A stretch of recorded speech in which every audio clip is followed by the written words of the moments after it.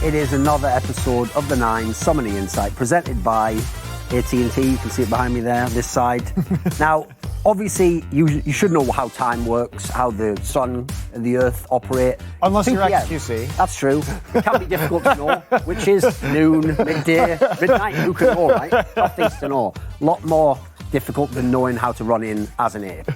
So anyway, this is the 9 Summoning Insight. You know it's 2 p.m, which is how you know it's 9 Summoning Insight time, because that's when the show is every single episode. 2 p.m. Pacific Coast time, 5 p.m. East Coast time, 11 p.m. if you're in Europe, because we like to pretend we actually care about what you think. Really, this is for American viewers, so get out if you're from Europe. No, it's from 2 p.m. every single day, so easy enough to remember. At the moment, we're currently doing like a couple of days, but then as you see, for the last 3 episodes, it basically kicks in like a week schedule. It'll just be on every single Tuesday. So remember this Friday, and then after that, just Tuesday all the way on out. So, let's start then. So, what we've got coming up on this particular episode is, as always, we have our guest that we bring in for this particular one. It's going to be Froggen, probably the greatest player of all time to come from Denmark and be really good in Season 2. Very specific. Did anything I say wrong there? Very specific. And because Froggen actually is a professional and he's someone with confidence and he believes in what he has to say. So when he gets the call, he answers the call. Other Danish mid laners who didn't make it to Worlds, some of them don't even reply to calls or indeed dare to step foot on a set like this. But speaking of daring, later on we'll have our Puma segment, so see how I did that seamlessly. So Perfect. The other thing to mention as well, since we set it up now, is we always have our segment where we have the Discord call. So if you want to do that, Cloud9 Discord, there's a questions channel in there.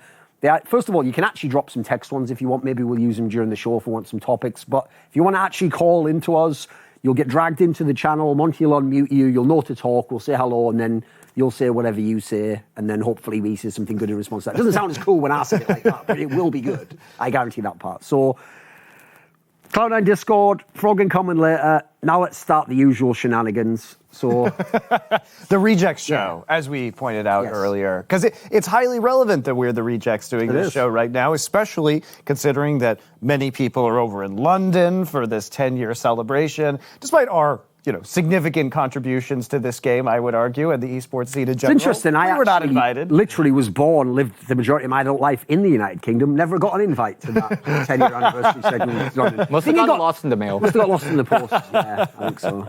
Yeah. So, coming in, there was obviously that huge stream that we saw last night with all of the game announcements. They had been saving them for a decade before announcing anything like that. So we did end up starting with some really interesting potential changes to League of Legends itself, right, with these elemental dragons. What's your take on the extra brush, the speed with the wind drake, the cloud drake through the map, the altered terrain? Loco? So the official Riot term is elemental rift that happen whenever you kill these dragons. I think Riot wants every game of League of Legends to be different, right? And you get that by having different champions, like different combination of champions you play against, you play with. They really experimented with stuff like Skarner, like having, what do you call it? Like the Skarner pylons or whatever. Yeah, pylons on the map where you can play around them. And now they're going all the way with the map changing whenever you kill these dragons. I think it introduces a lot of RNG. Like some of these changes on the terrain mean so much, especially for the red team. The red team coming in to get Baron, right? If there is additional passageways you can go through, more brushes. It makes the vision control so different and so difficult, and that quadrant of the map is so important. And it's the third dragon that spawns that changes the map. So assuming that the dragons are still in an RNG spawn, which they have to be because it's going to have one of 4 different effects, right? So we know it's going to be a different dragon randomly. Now, I think this is interesting and okay, but only under one specific circumstance, and that is that we know Dragon Order They're never going to change that much. in Select. They're never going to change. Like, we need, first off, that should have been done as soon as the Elemental Dragons were released, because it was already creating problems where, if one team is playing a super hard scaling comp, and then there's 3 Infernal Drakes that are spawning, then a comp with less scaling can actually fight in the late game versus that composition, and you wouldn't have picked that comp if you were going in knowing that about the game. So in a world where teams know what the effect on the map is going to be before the game starts and they're in draft, I'm actually okay with it. I think it's cool. Here's the way I would describe your point there and why I think it's relevant, is because everything that happens in the game, you have to ask yourself, how difficult is it to do? Like, what's the risk reward? Because obviously anything that has a high reward should have a risk associated with it. It must be difficult to pull off, or must involve making a gamble that can pay out big time. And as a result, what is the counterplay from the other team? What can they do to stop it? One of my problems in these scenarios is even the team who takes the dragon, like, they don't choose for exactly the dragon they need to spawn right at that moment that would save them the game. They didn't, so they're not getting rewarded for doing something good. The game just gave them that. And again, what is the counterplay? Like, what if you have a comp, as you say, where maybe in your comp you were planning on, you would give up a dragon if it was a different one than that. But if it's this one, I have to fight or potentially lose the game. Like, in that scenario, Riot's making you play the game the way they've decided it should be played. You don't actually get the choice, which is what I always want. Just give people tools, let them choose how to play the game, you know. Yeah, and just as, you know, as a point here, as we take a look at some of these possible, like the Ocean Drake adding extra brushes and like denser brushes, one thing that this could enable is probably, as a theory craft, more melee-heavy compositions, because people are going to have to come closer to the bushes to like get vision down, so you can juke in and out of it. If we know that you're going to be able to move faster through the jungle, well, that probably enables split pushing compositions that can distribute themselves across the map faster and maximize that pressure. So I do think there's really cool stuff that we could see in draft, and I do think it can potentially add more strategic depth to the game. It's going to be hard on coaches who have to prepare for all these different factors, right, coming in. But I think as long as you know that it's happening in the draft, it's okay. If you don't know it's happening, it's horrible. What do you think Riot's stance is going to be? On what angle? In terms of letting people know? Like I said to Monty there, to me, I totally get why he brings that up. I've brought it myself many times. I think it is an aspect that makes the game worse from the strategical point of view. The problem is, I think it's one of those things where Riot wants it to have an RNG element to make the game spicier, to make solo queue games more interesting and stuff. I think, unfortunately, they don't want you to know the order. Like, I don't think they just never heard that idea. I'm sure someone suggested it. I think, sadly, they like that element of it, you know. So, just as they like people just doing ridiculous smites on barons and stuff. I've always hated that these are the things that decide a game, you know. Make them have an impact, but don't make them the game deciding factor. Yep. That's too much for me. For me, a game like Fortnite, adding giant mechs that were taking over the competitive aspect of the game, I kind of understood it because Fortnite, their core player base was very casual, right? And they really didn't care about competitive. Riot views esports and League of Legends esports as very important and like a core part of their audience and core part of their marketing. Like, they have so many leagues around the map. So Riot is a company that can put esports first. And philosophy-wise, I do think they should put esports first. So I hope they really think about letting teams know about like the RNG of the dragons before it spawns. Yeah, if they do, though, I think it could be super cool. And then we also have the other alcoves on the map that they're adding into top and bottom lane, which I think are, I don't really know what to think about that yet. If you really knew in advance, right, there's going to be like 2 infernal dragons, there'll be 3rd and 4th in the order, you would draft the comp differently as well. Of course you would. Of course you would. Like, exactly. It would actually, and you know, it'd be a fun component. What's mind-boggling to me about this is that it would actually, I think, create closer games, generally speaking, because teams would have this similar objectives, or it would be clearer what a team's strategy is going into a match. I mean, Riot wants the game to be closer, and they want there to be more comebacks, so that's why Elder Dragon is no longer dependent on having dragons before. It gives a buff independent of what kind of dragons you had. Oh, speaking of Elder Dragon, that's the one thing I don't like, is that execute on the Elder Dragon that they have, where if you get low, it just finishes you the rest of the way off. That is an insane snowball mechanic. That's another thing that sounds like they're trying to make the game spicier, to just be more random things happening, you know. That's a reuse mechanic, by the way. So when Riot was doing playtest initially for the keystones, there was a keystone that would execute you if you dealt damage to people under a certain amount of HP. Right. And what happened was pro players would play Karthus, and they would take that keystone, and whenever they would ult, people at like 50% HP would just insta-die from that Karthus ult. So they tested that before, and they thought, okay, this can't be a keystone, it's too powerful. Now they're using it for Elder Drake. So it's not like a completely random mechanic that they haven't tried before. They at least know how powerful it can be. Okay. So what was that? I will dominate keystone, just cuts you down in your prime. You know, you're only halfway done. I think we all got executed by that keystone. Eventually, yeah. We were the ones that had to sadly fall to show that it was OP. Worked every time. So, I mean, I know there hasn't been a lot released yet, but we did see the Senna reveal as well. I don't really know what to think about that. Obviously, just got to wait till more details come out about the actual kit. Some people are excited about lore. I think Riot's lore is absolute garbage, so I don't really care at all. I think new lore is great. I think old lore was really garbo, but new lore has added a lot of interesting things, and they connected all the regions. They connected like some of the champions. You see, the problem is that they're reverse engineering garbage and trying to recycle it, right? And when we have such a terrible framework, because remember, they didn't really have a concept for the lore at first. So what they did was they just took all of these overused tropes like Alien versus Predator and made Kha'Zix and Rengar and all of these like. I mean, look at Garen. Garen is just objectively, horrifically boring as a concept. So basically, they were just pilfering all these different ideas. The problem is there's no aesthetic unity to Heimerdinger and Kha'Zix or Yordles and Kha'Zix living in the same universe. So you ended up with this hodgepodge of crap, and they're trying to make it into something good now. And let's be real, because when you start with crap, you're only going to end up with gold-plated crap in the end. You can't make crap into something else. I mean, we have this show, right? We didn't all. I can't believe he actually said gold plate. I thought he was going to go with like gold coins. Well, I'll touch on Senna lore very slightly. So Senna was like a young girl, and then What am I doing, my career? Wait, What's going let me on? tell What the am I lore. doing? Like, go on, Let go me tell ahead. you. Okay. Let me sit back and sit. and then she was getting haunted by like dark spirits. And then an older gentleman came in and rescued Senna, but he realized Senna was cursed and these spirits were always going to be haunting Senna. So he brought her in and then he taught her how to fight against these spirits. And then later on, the spirits actually ended up killing the older gentleman. And then Senna went to go to the funeral and realized Lucian was the son of the older gentleman. And then now Senna started teaching Lucian. Did you write this plot? What? Keep going. Now, This plot's so complicated. Go on. Senna taught Lucian how to fight against these dark spirits. And then they fell in love.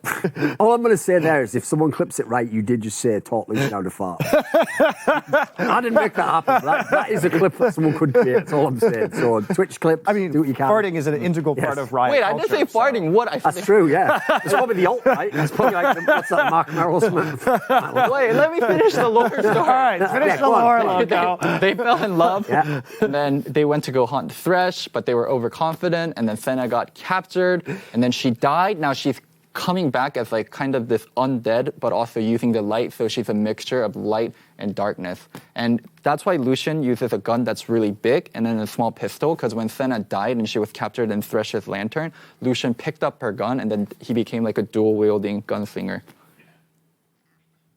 Right, well, enough of that then. So, moving on. Who cares? None of that's real.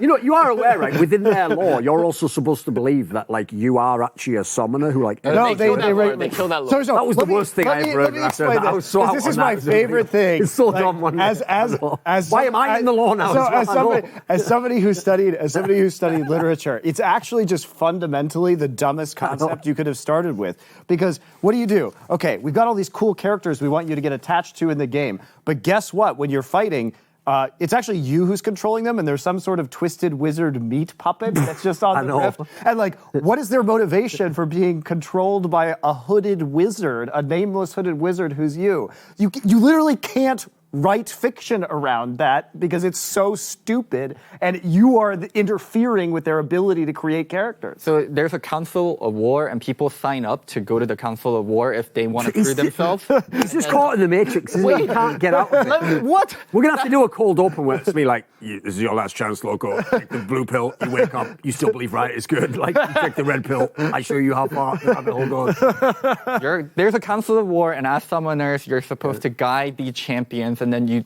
instead of there being like giant like war, like if there's something you disagree about, you go there and then you fight it out instead. I understand the concept. It's the way it's working on him. That's what's mad, isn't it? I understand the concept. I'm just saying that from the get-go, the idea of summoners is a failure concept, yeah. because you can't have, in a system where your characters are controlled by people, you can't have character development or any kind of character whenever independence. they say, oh, and of course, if this player meets the other one, he's thinking about when back in, I don't even know what the names of the person, like Runeterra, whatever he did that. Well, he isn't, though, is he? It's just someone that's controlling him. So you invalidate that whole storyline. That would have been a great storyline, isn't it? Like, that means nothing. We're just forcing them to do stuff. Also, why can't the wizards just fight for themselves? If they're powerful enough to control anybody they want. Because they don't want there to be actual battle. They but want the No, it's Wizards because are there. Riot's never created a game that had real magic.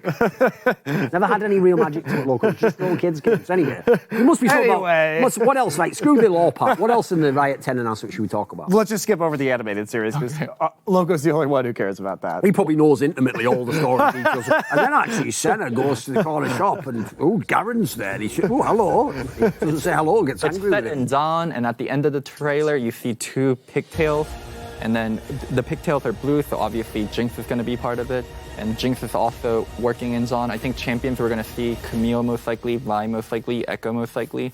It's time to let Great. the monster. Okay. I'm I helping. mean, the animation looks good. But helping. again, because I don't think the IP is good. I have, I'm not particularly. I guarantee it will be a popular show though, because Sure, already yeah. the League of Legends community is already a bunch of like awkward teenagers, like having to pretend to like cartoons for Japanese teenagers in order to have an identity. So perfect to make it a League of Legends one, right? Just cut out the middleman, go straight to the weeds. I mean, KDA is super popular, so I lost all faith in the taste of the League of Legends community. But anyway, let's move on to esports, or potential esports, things that I think all of us actually care about. We can agree that esports are cool. So probably the most interesting one is obviously the FPS. They tease what they're calling Ares or Project A. Now, this is super interesting, first off, because it looks like it's very early in development. Like, it looks like alpha or maybe pre-alpha. Obviously, there's a lot of work. I wouldn't expect this game to come before 2021 at the earliest. But it is a low time to kill game with abilities. It sort of looks like TF2 to me in terms of the movement, more than it does Counter-Strike or Overwatch or Paladins or any of those games. The one thing Riot said about this game is they're not going to give you a lot of damage spells, but all the spells are going to be utility. So it will allow you to make a critical shot, right? But it won't make the shot for you. Where in games like Overwatch or Team Fortress, all the special skills you have as like a character is very damage heavy. And what you saw right there does have me a little concerned because that's a res. That's a res mechanic we just saw. And I really don't like res mechanics in FPSs or any game because I feel like it just undoes mistakes. I don't like them in MOBAs either, to be fair. But coming into this, now we did see some people were diving in and they saw in some of the stills that it looked like there was a buy menu. So it seems like you can actually buy weapons. It looks like it's running on the Unreal Engine, which is strange to me. I thought that they would build their own engine for this rather than paying Epic a bunch of money, but It's kind of just the way FPS is done, though, unless you have the proprietary software yourself for nowadays. Overwatch, they built the Overwatch engine for it, right? So there have been, especially with a company as much money as Riot, that's why I was a little surprised. But it does look like they're running Unreal for it. Obviously super early. Who knows what it's going to be like. And the interesting thing is, this is the only thing they announced that doesn't use League IP at all. Which has me excited, because I would rather them make a new IP that they can make properly this time rather than trying to fix all the old IP that I think is garbage.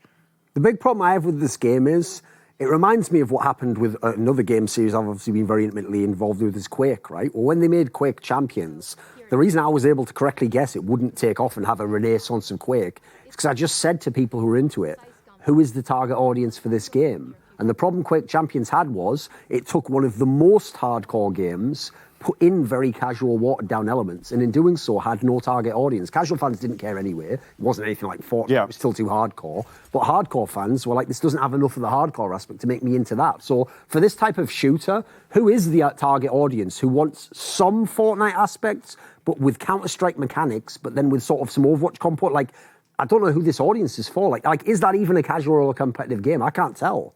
It looks too far between the two for me. We also don't know how the game is played, if it's going to be a deathmatch style We don't know thing. the point We don't know if there's system an and stuff, objectives. exactly, We don't yeah. know if there are multiple game modes like there are in Overwatch or what the... I mean, they might not even know the answer to these questions yet. Worth noting that they do have some former CSGO pros that we know, Volcano in particular, who did Cash in CSGO, who's been developing this game for years. But yeah, I think that's a good point about the identity of the audience, because like, with Overwatch at this point in time, I would say is more MOBA than FPS, as it were. But I think what Riot is thinking is that they want to try and take some of Counter-Strike's market share without having the sponsorship problems that Counter-Strike can have with being a very realistic military shooter.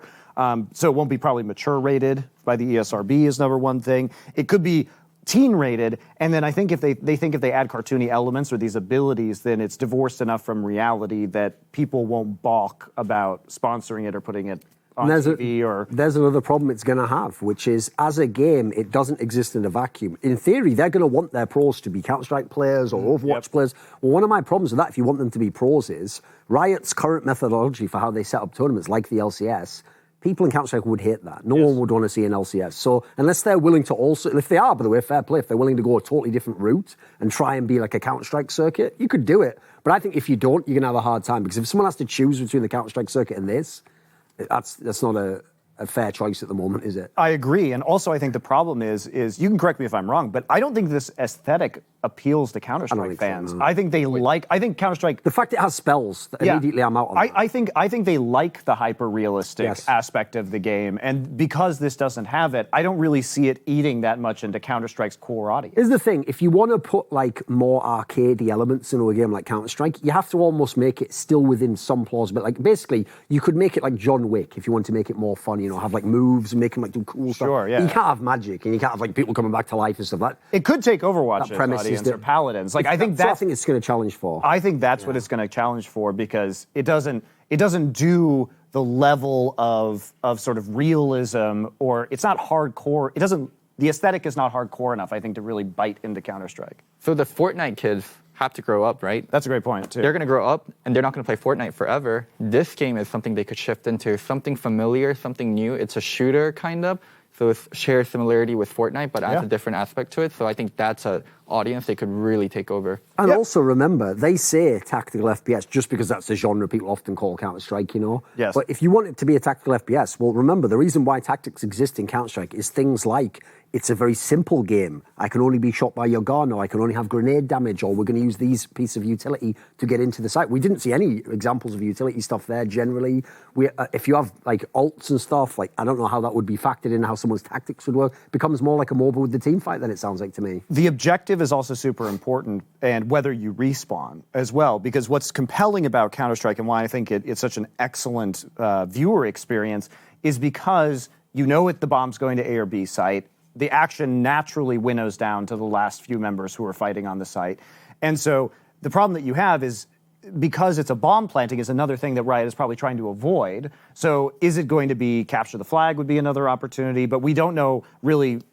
We know people can get rezzed, which to me is concerning, but we don't know if there's respawns in it. We don't know if we assume probably it's round-based based on the buy menu that we saw, so we should assume it's round-based, I guess. But there could be a number of respawns per round. Like we literally know nothing about the core objective of the game, and that really makes it hard to say how watchable it's going to be as an experience without knowing that. I'll also just say as well, just for the history of esports, like to be fair, this does look like a hybrid between Counter-Strike and something else. So it's partly moving there, but I will just say, if you just look at the history of esports, the biggest games are never just the next in the same genre of the previous game. So you've had League of Legends was a different type of game, StarCraft, different type of game. You can't just say, well, Counter-Strike's big. What if we just make Counter-Strike 2.5? Does that game work? Like, in the history, at least, that hasn't worked. Like, no one's just going to quit Counter-Strike for this game. To me, you have to just be the new big esports game if you want to make it. Don't you think it's sort of changed with, like, Dota into League of Legends, though? Dota wasn't a big game. That's true. It wasn't super huge. Yeah. Obviously, MOBAs kind of more of a niche, you know. You know, I am very interested in this game, just because, like, obviously, enjoying Counter-Strike, enjoying Overwatch. Like, I'm interested to see where this goes. It just looks like there's still quite a bit of development left on it, so I don't think anybody's going to see too much. So we do have the fighting game as well. I'm not a fighting game fan, so I don't really know how to read this. I watch them very casually when EVO's on, but you know, other than that, it's all button bashing anyway, isn't it? Wait, it's not really. I am aware. It's not. Just for the sake of being honest, I'll say that was trolling. So. I think there's one thing very unique about the fighting game. Not the art, not anything like that, but it's a fighting game made by a big developer that's going to actively support it. I totally agree with that point as well, because the problem is a lot of these Japanese companies that are making the games don't really support the game. So I at least think there's some room here for this game to get bigger from an esports angle with a ton of help from Riot, which you can say, okay, there's the Capcom circuit or whatever, but it's not anywhere near what Riot would do for a game like this. So Smash has a huge audience, and then when I talk to Smash people, they tell me no one makes money. The only and Nintendo people doesn't do anything that make money are the big pros, like the gods of Smash, that retire and go into streaming, and that's how they make their money, through the community, not through the developers, not through the tournament organizers. And Riot, one thing we can't fault them for is how much they support the game and how much they support the esport kind of around it, how much money they shove into it. Like, if they make this fighting game, they're not going to want it to be a tier 2 game. They're going to put tier 1 kind of support behind it. And I'm really curious what all these like fighting game players in like Tekken, Smash, Street Fighter, like if the prize pool is 10 times and the developers are actively supporting it, they are going to want to switch into this Riot fighting game. Yeah, just from the brief clips we saw too, it looked sort of like the models sort of looked like Street Fighter to me, but the animations look like Guilty Gear in terms of being like very snappy and obvious. And obviously they've got some of the founders of EVO working on this game, super knowledgeable people. So who knows? I think that game's also, they showed so little of it, barely talked about it. It's probably, again, years out from release. What's not years out from release, though, is Legends of Runeterra, which is the card game. Does it ever end? Keep going. Yeah, keep going. Why? Why are you being a Grinch? It's Christmas. It's Riot Christmas. I know. Where they give you pink slips and, yeah. I just want like a lower bracket, proper seeding, like, you know, a best of 5 series from not just 3 years ago, you know, basic stuff, you know, guys. You're just upset you got Cole. I got what? Cole. Is Legends of Runeterra your Cole? No, what we've learned is he actually also gets really into the lore of Christmas money. Like, this guy's actually like a 7-year-old kid. Loco, are you actually the product of like some sort of Korean version of the movie Big? Is that like your entire life story? Are you really just like an 8-year-old kid who's flagging it like, I hope you don't know somebody who's 8 years old? What are you talking about? Christmas, you'll get coal. This guy. What are you on about? What is he talking about? All right, Loco. What do you think about Legends of Runeterra? Tell me, give me some insight. It looks like, okay, so I was kind of underwhelmed by it. Yeah. But it's supposed to be Hearthstone and Magic somewhere in between. It's more complicated than Hearthstone, but less complicated than Magic. And also, it does expand into the lore of the game a lot more. Right, Yasuo's brother Yone is a card in the game. They never really revealed. Okay, right. Senna also is a card in the game. She's not even out yet. Okay, keep going. Keep going. let's talk about esports. Okay. So generally, I'm not a huge fan of most card games at the level of RNG for esports competitions. This game looked okay, but I did like the fact that they said that, you know, they're not selling randomized cards, which I love. So I don't play Magic. I play an LCG called Legends of the Five Rings, and one of the reasons why I play it is because there's no buying random cards. Like, you just buy a pack every month or two, comes with all the cards in the set. Don't have to worry about that. I can play the game at the highest level with all the cards. It's fun. But going into this game, I was happy they weren't doing that. But the game itself, it looks kind of like a janky. The animations are kind of weird. The aesthetic is a little. It feels clunky still, and obviously it hasn't been released yet. But I wasn't that impressed visually by looking at it. If you play it, the animations are really beautiful. Like the champions level up. The champion level up ones are good, but in general, I don't know. It just doesn't feel good when I watch it. Well, play it a little bit before you make judgment on it. All right, fair enough. It plays very well, and it's the most polished product they have out of all the ones they release, or all the ones they announce. One thing I'm really surprised by is kind of the timing for this. Magic Online is getting huge. Crushing it. Yeah, they're doing so well. And then Hearthstone, they took kind of a downturn with all the controversies recently, but still, like, the market is so saturated. And the thing about card games is you get financially invested. One of the reasons you don't want to switch from like Hearthstone to Magic is, well, I spent $500 on Hearthstone. I don't want to spend $500 on Magic. So there is an investment like that's been made. What's tilting me is now I have to learn another game. You're thinking, like, why is that? I have to know Magic the Gathering, chess, Dragon Ball Z, just to know what Ellis is talking about. And I have to probably learn this game as well. Because I'm going to know what the reference is. You know, I already know about Vegeta and I'll teach you, Thorin. Black Lotus or something. We'll play together. I mean, I think I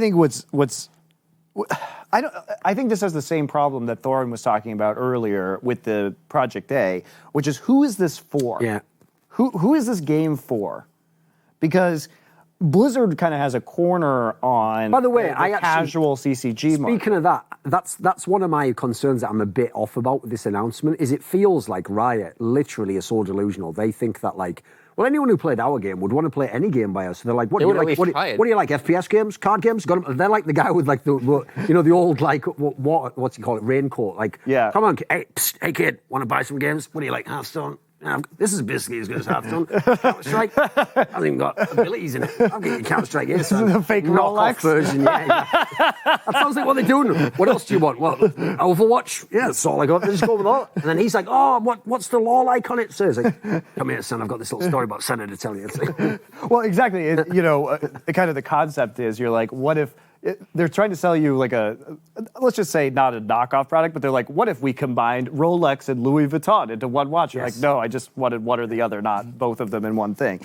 So for me, I look at this game and it's been successful because obviously they gave a bunch of people keys, and really we saw the launch of Artifact have a lot of interest at first and then quickly go down. So I'm very curious to see how long this goes for. And I'm not a card game expert, so I'll talk to people like, Froggen and Brian Kibler and those people about their thoughts about the game. By the way, Artifact was a brilliant name just in terms of what happened to that game. The only way that would be any better is if the first campaign had been called like Relic of a Bygone Age or something like it's just gone in it, like that game just means nothing. So, and like Gwent obviously released, so there have been a lot more failures in this genre than successes, but probably not having to buy random cards will make it at least start at a higher place, right? So I actually have relevant game developer experience in this. So what? Keep going. After I thought you developed like an FPS, an RTS game or something. No. So in 2018, I moved to San Fran to be a game developer for about 9 months. And the company I work for is called Duelist, and they made the company I work for is called Counterplay Games, and they made the game Duelist. And they talked about even though remembers his experience that very well. Keep going. Continue. Even though Duelist wasn't like a huge rippling success across the whole ecosystem, if you can capture a small market of the card game like genre, like you can still do really well.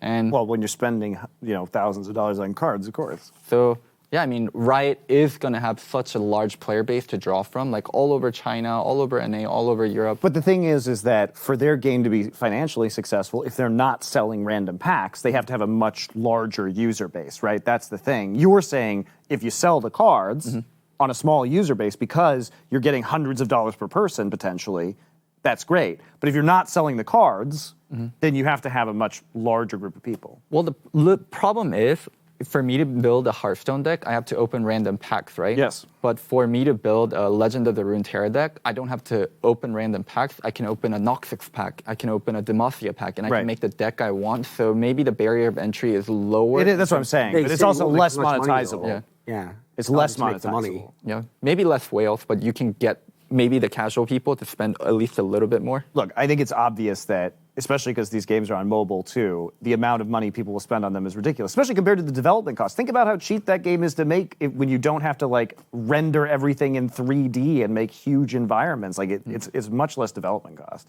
Yeah. And also, like, you're right, when it's on mobile, like, it doesn't feel like you're spending money when you're spending it on mobile for some reason. It's true. It's a weird thing. When you pay someone something with like actual like cash, it feels very real. Credit card, it feels less real. Yeah, plus when she says at the end of the call, like, do you want to put in a credit card number to continue? Then, you go, yeah, why not? Well, that's who you're referring to, right? No. Can we talk about League of Legends? Yes, we'll talk about League of Legends. I don't care about any of these other rubbish games that don't even exist that I'm never going to play ever. I don't even play the original games they copied off like Hearthstone. Just play League of Legends. Well, just watch League of Legends and criticize other people. To be fair, you might end up at least watching that FPS someday, but that was, I think, the most relevant one. I think that was the most relevant one. Let's talk about actual, real League of Legends matches right now. Let's talk about Cloud9. My God. My God. I know this is where you wanted to start today. Right after that, let's talk about Cloud9. Let's blabber 1 and 2. About Cloud9. Yes, let's blabber on about Cloud9. Like Reaper does. Even if it doesn't make sense, just keep going anyway. So, Reaper saying, woo, this one hurts. Sure, we can bounce back. It's not over yet. It sounds like a haiku, but you're the one who's putting in blabber, Reaper. Reaper, that's literally the internal dialogue of your players after you draft and the game's about to begin. What do you want me to tell you, homie? Like, I've always said this about Reaper, right? And people don't understand. It's got a level of nuance to the flame. I never say he is a bad coach, But I do think that he does drafts that to him might be genius. Maybe he knows what he wanted to do with that, where he's trapped the person or the edge he's gotten. But the amount of times I see like the team doesn't appear to know what they're doing, like the fact that they don't play sneaky on any ADC champions. Well, guess what? It hasn't worked for them. They haven't played Svenskeren except for the least important game in the group. Which they also almost lost. They did badly. So you haven't played your MVP. And I notice I keep seeing this take online that's tilting me so hard, which goes like this. Yeah, but Blabber wasn't the worst player on the team. That's irrelevant. The point is you are missing your best player, your most impactful player. So even if you thought Blabber could have a good early game, he can. He even did in some of these games. That's not enough. Like Svenskeren was the MVP because he's going to control the mid and the late game as well. He's going to be amazing in team fights. So I can't tell whether you would have won these games, but I feel like you didn't even give yourself a chance. Like at least give me the group games on Svenskeren. If you later on, if Svenskeren plays badly, you bring Blabber, that's another thing. But this is almost like they handicapped themselves in the tournament, in my opinion. It's amazing how Blabber Thief play and Deathly doesn't. Like, who's the bigger problem, Sven or Sneaky?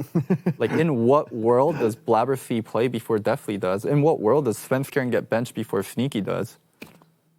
Like, it's just mind-boggling. I don't have an answer for you. We do have some statistics, though, to take a look at before we bring in, of course, Froggen, brought to you by Microsoft and your favorite search engine, Bing. So we're going to take a look at some C9 versus Hong Kong attitude stats from the first match they played, where Svenskeren was actually playing in this one. And, of course, we're going to take a look at Licorice versus 3Z here. These are career stats overall. Really poor win rate on Aatrox, considering how powerful that champion has been for a long time now. Didn't expect to see Licorice play against 3Zs unless they played Spice. So I did that. Anyway, the thing that's actually, I have to say, Licorice is another player I've got to highlight on Cloud9, because last year, at the end of last year after Worlds, if you'd have asked a lot of people, myself included, like, does this guy go on to become like one of the great Western players? Like, is he like a key part to lock down in your team and build around because he is an NA resident? And I said, of course, he looks fucking pretty amazing. Whatever, I will dominate for a second. I thought he looks pretty amazing, right? The problem is this year he's just gone back to just being an okay to good player. Like he's just a very serviceable player. Mm-hmm. Sometimes on the right champion he has a big game, but he's certainly not like a star player in Cloud9. He's not someone they put all the resource into. They don't play around, so that feels a bit underwhelming. Especially remember is to get Licorice, you gave up Impact. Mm-hmm. Who now we realise what an incredible player that guy still is. Yep. So in this scenario, what you were giving Impact up for was to get a carry player. You weren't trying to get someone who just absorbed pressure. Impact had that covered already. I mean, my problem is when we've seen him at Worlds, when Licorice starts doing really well, he just blows his own lead. Yes. Like when we saw him start to take off in that G2 game, he teleports bottom. He had so much agency in that game. Yeah, he had so much agency. And then, now that could also be somebody called for him to TP down there. But in that game, he had the advantage and then threw it away. I mean, he's a young, promising player. Yeah, how long can that go for? How many years has he been playing now? Was a young, promising player? Faker, who solo killed Ambition in his first game. Faker's once in a lifetime. You can't compare everyone to Faker. I'm just making a point, dude. There's been plenty of players who have had the same amount of experience as Licorice and have grown faster. I'd even say that's also one thing, we've brought this up on Listen Local before, that I hate about Westerners as well, is Westerners act like you get 5 years before any of the games really count. Like, oh, well, it's just his first Worlds. Like, if you're Korean and you're the best, you just win the first time anyway. Right. You don't go, well, it's a shame I'm not allowed to win the first time because I'm only 17. Oh, what's that? I've won everything. Well, cool. Must just be the best then. Meanwhile, the Western guy's like, come on, mate, I finished 4th in my 3rd year. Next year, 3rd. All right, different defense for Licorice. He had a standout year last year. This year, he was doing well, and then he had his whole injury. Even before he was public, he was suffering through wrist problems, and then now he fully recovered from it, and he's getting back into the group. I just think it's a bummer because for me, we have seen some good plays from Licorice this World, but maintaining that lead is what's so important, and that's where they've dropped the ball either. Again, we don't know who made some of these teleport calls. Put it this way, if you look at their team now, and you're a Cloud9 fan and you want to defend this is all I'll ask you this. Which one player in your team would you put forward as like one of the players of the tournament, one of the best players in the team? You haven't got a single star player in your team right now. Yeah. You've just got a bunch of okay players, and you've got no lane you can play through. So, like, for me, Cloud9, not only did the results match what they've had, as you pointed out before, they could have lost Hong Kong Attitude as well. They could be 0-3 right now, for real. So let's take a look at Niski versus Mission as well. Now, Mission is probably the reason why Hong Kong Attitude didn't win the game that they played against Cloud9, because at that Baron fight, he just ran around not shooting anybody on a super farmed Tristana. He wasn't on a mission on that particular play. He was AWOL. No, exactly. Yeah, he abandoned his mission. So we'll name him AWOL after that one. But Court martial. But I think without that mistake, that game goes to Hong Kong Attitude. Now, partially that was because C9 didn't extend their lead earlier. That was not a Baron they should have ever taken. They should have exerted more pressure on the map, played a little bit more cross-map in the split push before engaging in that, but they did luck out a little bit. This is basically Cloud9's equivalent of when Team Liquid had the game against AHQ. It's like, these are the games that in theory are the gimme in your group. But again, this whole region, you look at the teams, J Team, GAM, we're talking obviously about the LMS squads here. Every year this happens, unless a Westerner knows the name of a really good player, like they obviously knew Carcer and Maple and Sword Art back in the day. So when they know the name, they'll give you the credit. But every year, everyone just tells me, like, LMS is trash, VCS is trash, they're all bad. Every year they overperform though. Like, they're always way closer to the Western teams than anyone gives them. Also, classically, like, Flash Wolves would always, like, very upset famous one, Korean yes. teams, right? Yeah, they were always the kryptonite, exactly. I love the take how can you say that? They're pro players playing at Worlds. Of course they're going to try hard. There's no way they disrespect their opponents. It happens It's just human every nature, single of year. course, yeah. You prep differently when it's SKT. You prep differently when it's Hong Kong Attitude. Who's their top laner? Who's their jungler? Who's their mid laner? Oh, we'll be fine. Let's prep for SKT instead. Like, you do not put the same kind of focus and the same kind of prep you need to for these teams that you just don't know about. Think about this. I'll give you the analogy. The obvious, similar, like a different scale, but the same concept is if you go and look at Group C, when you've got those many teams there, of course people aren't putting all their effort into the clutch research. They're doing a little bit. They still want to win the game. They still know, like, there's some players you have to take care of, you know.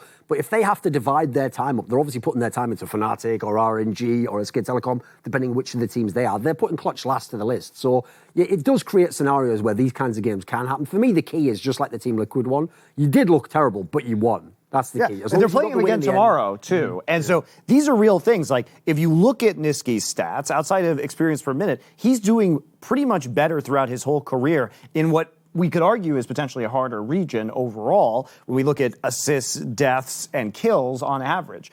But at the same time, they should have been able to easily take that game. And if it wasn't for sort of their stubbornness playing around that Baron, the Garen Yumi problem, like, you know, if that's going to be a mental block for C9, maybe you just ban Yumi, you know what I mean? Because that prevents the Garen from being played as well. So, and obviously Yumi could be used potentially with other champions like Mundo or some other wacky stuff that we've seen down there. So just ban it out. Sure. That way you're not, because they just felt like they were tunneling so hard on poking that Garen, but it's just never going to work. It's not really showing that much because Cloud9's doing a good job of covering it, but they're hurting a lot from draft. Like, they're not able to play a lot of the core champions at a high enough level, and they're being really weird in draft. What do you think on that? Pick Elise. Right, forget the blabber part. What do you think of this part where Sneaky plays, but he doesn't play the ADCs?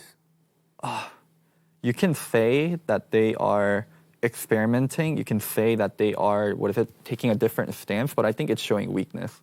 When certain teams play non-AD carries, I view it as a weakness, and the way Cloud9 is drafting and picking non-AD carries, it seems really weak. Cassiopeia in your first rotation, Sona Tom Kench as an answer to Garen Yumi, these aren't good traditional counters. It's more so of, Sneaky used to play this. Oh, I guess we can do this. I mean, they did have a pretty decent result against Griffin in that it was another game that was super close that they got a good advantage early on and couldn't convert. We'll talk about, let's save that for when we talk to Froggen, because he might have some thoughts on that. So I think for now, let's take a little break real quick, and then afterwards we'll get Froggen on the show to have some more in-depth discussions about some of these games, and we can return to that last game that C9 played against Griffin. So thank you to Microsoft and Bing for those stats, and we'll see you in just a little bit.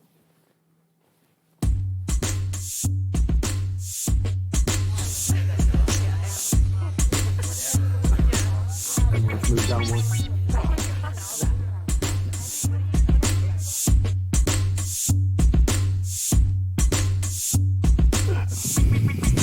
All right, we didn't really even have a break. Froggen just walked on stage, so there you go. Welcome, Golden Guardians Froggen, to our show. You've been on it before, but not like this. It's better now, isn't it? This is up production for sure. So thanks for coming. We're going to start talking about, what do you guys want to talk about first? Do you remember during the split, right, there was this other show, I'm not involved in it, I do a show called Listen Local, but this guy from Listen Local does this rubbish show called Face Check, and they were doing all rankings of all the players in the league, right? And halfway through the summer split, even though TSM had already started falling off, they were all praising, as usual, Bjergsen, he was top of the list, you know. Where was Froggen on your mid laners list? I think 5 or 6. 5th or 6th best mid laner in the NLCS. Well, LCS. Bjerg, Nifki, Jensen, Crown. Probably Froggen or Power People at 5, so 5 or 6. Okay, so What do you think? Is that fair? You think you should have been higher? I mean, I think if Crown was European and I was Korean, I would have been ranked above Crown. Get you on that one. That's almost guaranteed. Crown's team made playoff.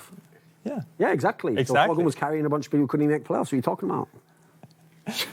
Well, Froggen, I enjoyed I thought we took I it. enjoyed the fact that your Anivia was still on the board, because I watched some Yeah. of the LCS games where you continue to play it. He won 2 Anivia games. I know. But it's not even in the meta. Nobody, I know, it's nobody great, in the right? entire competitive world that even played a game of Anivia that season, I think. I think it was great. No, I mean, actually, there's so many champions right now in mid that it's actually viable. So it's really It's just. always viable for you, though. That's been the key. I think it's also because of the players I play against.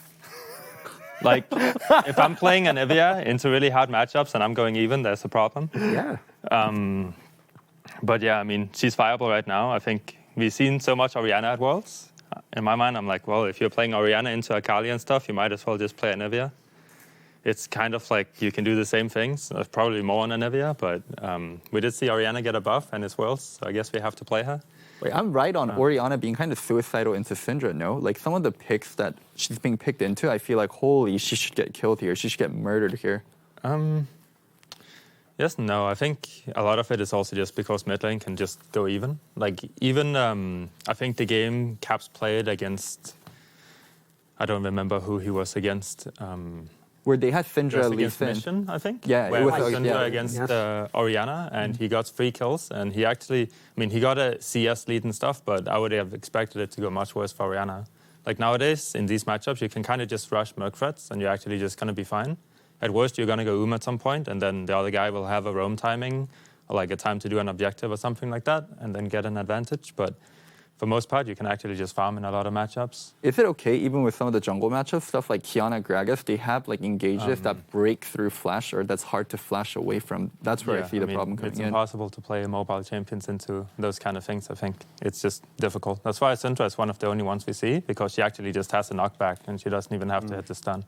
So Syndra is powerful. It's also a flex pick. I'm not really a huge fan of the Orianna, but we have seen some good Orianna performances. Rookie against... Yeah, that was very impressive. Yeah, he was up like... It was Rookie against Jensen, I think, and he was up like 20 CS at 7 minutes into the game. I don't know if Jensen misplayed or not. I didn't watch the pro view of it, but being up that amount of CS is definitely makes it a good pick. What do you think about the fact that at the same time as we see all these non-ADC champions played in the bot lane, you see Lucian, Tristana in the mid lane? What do you think about that aspect?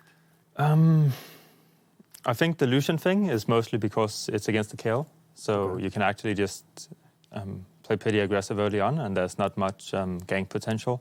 They played Kayle Talia against Lucian, which is just Lucian should smash it. For Tristana, the all-in is just really good, and I don't know if it's because of a draft thing. But I don't know too much about bot lane, but I do think the Garen Yuumi factor coming into it is people can just pick it, and they're going to be okay, and they're going to scale no matter what. And it's actually really hard to pick good champions into Yuumi Garen just because the way they scale and the way they fight later on, which is also why I think we don't see that many traditional AD carries. And the other problem for that is bot lane is actually viable for like a ton of different champions. There's so many fun matchups you can play in bot lane, but Garen Yuumi just kills everything. It like actually just removes the fun out of the flexibility in bot lane, which is also why I think we see teams don't want to ban it out.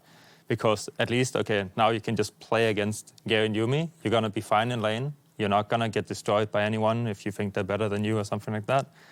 So you can just kind of take scaling versus scaling and farm bot lane. Well, what struck me that's so interesting is coming back, from a pretty extensive hiatus on League of Legends and only watching it casually, is that now we're in this meta where time to kill is so low most of the time that getting vision and Baron control back or Drake control back or any kind of map control back is very difficult because you can just get exploded, right? And so it seems that Garen Yuumi is an easy way just to be able, it's sort of like a cheat into getting control of the map back right now because you can't be punished because the regeneration is so high and because your poke on the Yuumi when you're untargetable, you just build pure damage items is even harder. So you just could sort of just slowly work your way back into Baron control, right? It's very foolproof way of playing. Yes. There's not a lot. You can't punish it. Yeah. Yeah, I think it also just destroys all the assassin mids you can play, like maybe except for Akali, but even that champion is like one of the strongest champions. You can pretty much first pick it into anything, but if other team picks Garen Yuumi, there's less squishy targets and you're not going to be as impactful. The Garen is just going to run at you with a Yuumi. So it's not that it's without weakness. SKT showed if you play stuff like Kayle into it, you can scale well versus it, and just also it gives you a free lane. So because you can't really kill it, but they can't really do things to you unless you're clutch, then you can get killed at level 3 for Do you know some what reason. they call it when SK uses Kayle? What? Scaling. Whatever. I'm here all week. Keep going. And then there's also other weakness. People have been doing a lot of lane swaps into it because when it's a Garen Yuumi, they're extremely slow to take turret. So you can lane swap into it, just put your top laner there while you're taking turret on the other side. Another thing that people can do versus it is roam really heavily. That was kind of Clutch's idea. We pick bar, you have Garen Yuumi, we can roam around, but they really screwed up in the mid game. So it's not like it's impossible to play against, and I think as we get later and later in the tournament, we'll see less and less of it. But when there is a lot of lower level teams playing against high level teams or other lower level teams, it's really powerful. It also is just terrible against split pushing too, because you have to commit both the Garen and the Yuumi into one location, right? So if you can spread out the map, then all of a sudden you can actually create pressure. But trying to play around one objective, I think, is really hard. I think if you have champions that can hold, it's not too bad against split push because you can TP with the Yuumi. Okay. So Garen can just go to side lane with Yuumi and actually run down the guy who's split pushing, obviously depending on the champion.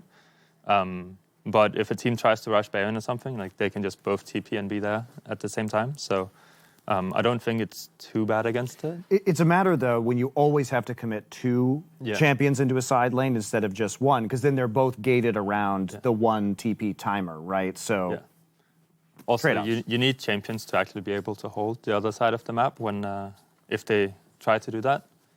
I think an interesting champion that's actually not too bad in matchups and stuff that you can play is Lux, because of course you would say that. No, actually, I've been playing it so much recently, but at level 16, she has a 22-second cooldown ulti. Yep. So it's basically the old Lux from Season 2, where it was 25 seconds or something. So now it's 22 Is seconds. Is that before cooldown reduction? No. After? It's with cooldown reduction, okay. Yeah. It's when you have 45%. Okay. But yeah, you just ulti for like 1.2k damage every 22 seconds. So you can just spam it anywhere you want. You can clean every single mid wave with it because they spawn like every 30 seconds or something. So that's a good point. There's actually nothing, like nowhere, you can't siege ever. And you can only do objectives to teamfight really or try to split. But her cooldowns are just too low. So it's actually pretty difficult to play against that champion. And she does the same job as Orianna does to some extent. So you can check brushes with her E. Yeah, I mean, well. it's just the same kind of safety and the same kind of burst. Obviously, Orianna can just have the ball out and hit a 5-man ulti, but it's actually very similar. So if people are playing Orianna, it's like there's a lot of champions to play into it. What are good lane matchups in the current meta for Lux that you've noticed? Honestly, you can lane against everything. No, Froggen can lane versus everything. So I don't think any Lux can lane versus anything. No, I mean, you kind of can. You just throw out your E and the wave is gone. It's actually that straightforward, and her early game damage is not bad, but a champion we haven't seen a lot yet is Galio. So if you take tanky champions into it, it's fine. I think I've been checking a lot of pros, their solo queue accounts for over the last month or so, and one pick I see that a lot of people have spammed is actually Galio.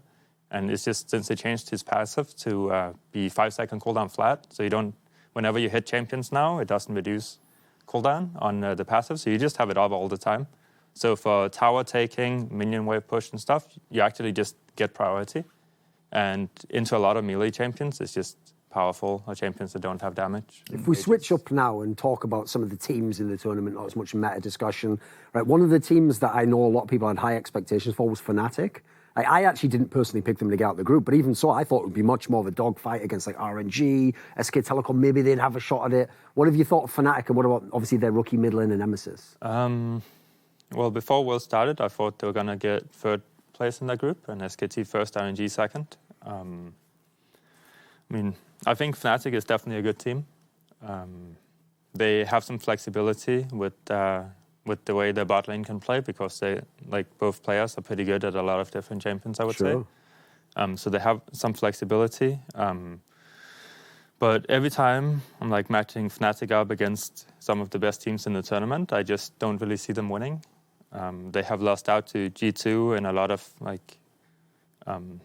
scrabby games, match of best of fives that they have been in the European Championship. So I didn't rate them too highly, and I think with the way RNG finished in LPL, I just have no reason to put RNG third over Fnatic. It's a really unlucky group then, I would say. Sure. Dude, you know what you said about Reckless? I used to be Reckless as oh man, he's such an accomplished player. He's good looking. He's also been on all these good teams. I heard he's a leader. I thought of him so highly. Yeah. It's like a Loco's everything Loco wants to be. Yeah, come on. Yeah, where's this going? In a lot of ways, yeah. And then Fnatic fans are just going, yeah, it's all right. So you started tearing him down a little, and dominated the whole, cut the Western on Reckless, where he did the whole crying stuff, and I started viewing him differently. And as I did more and more shows with you, I started viewing him differently.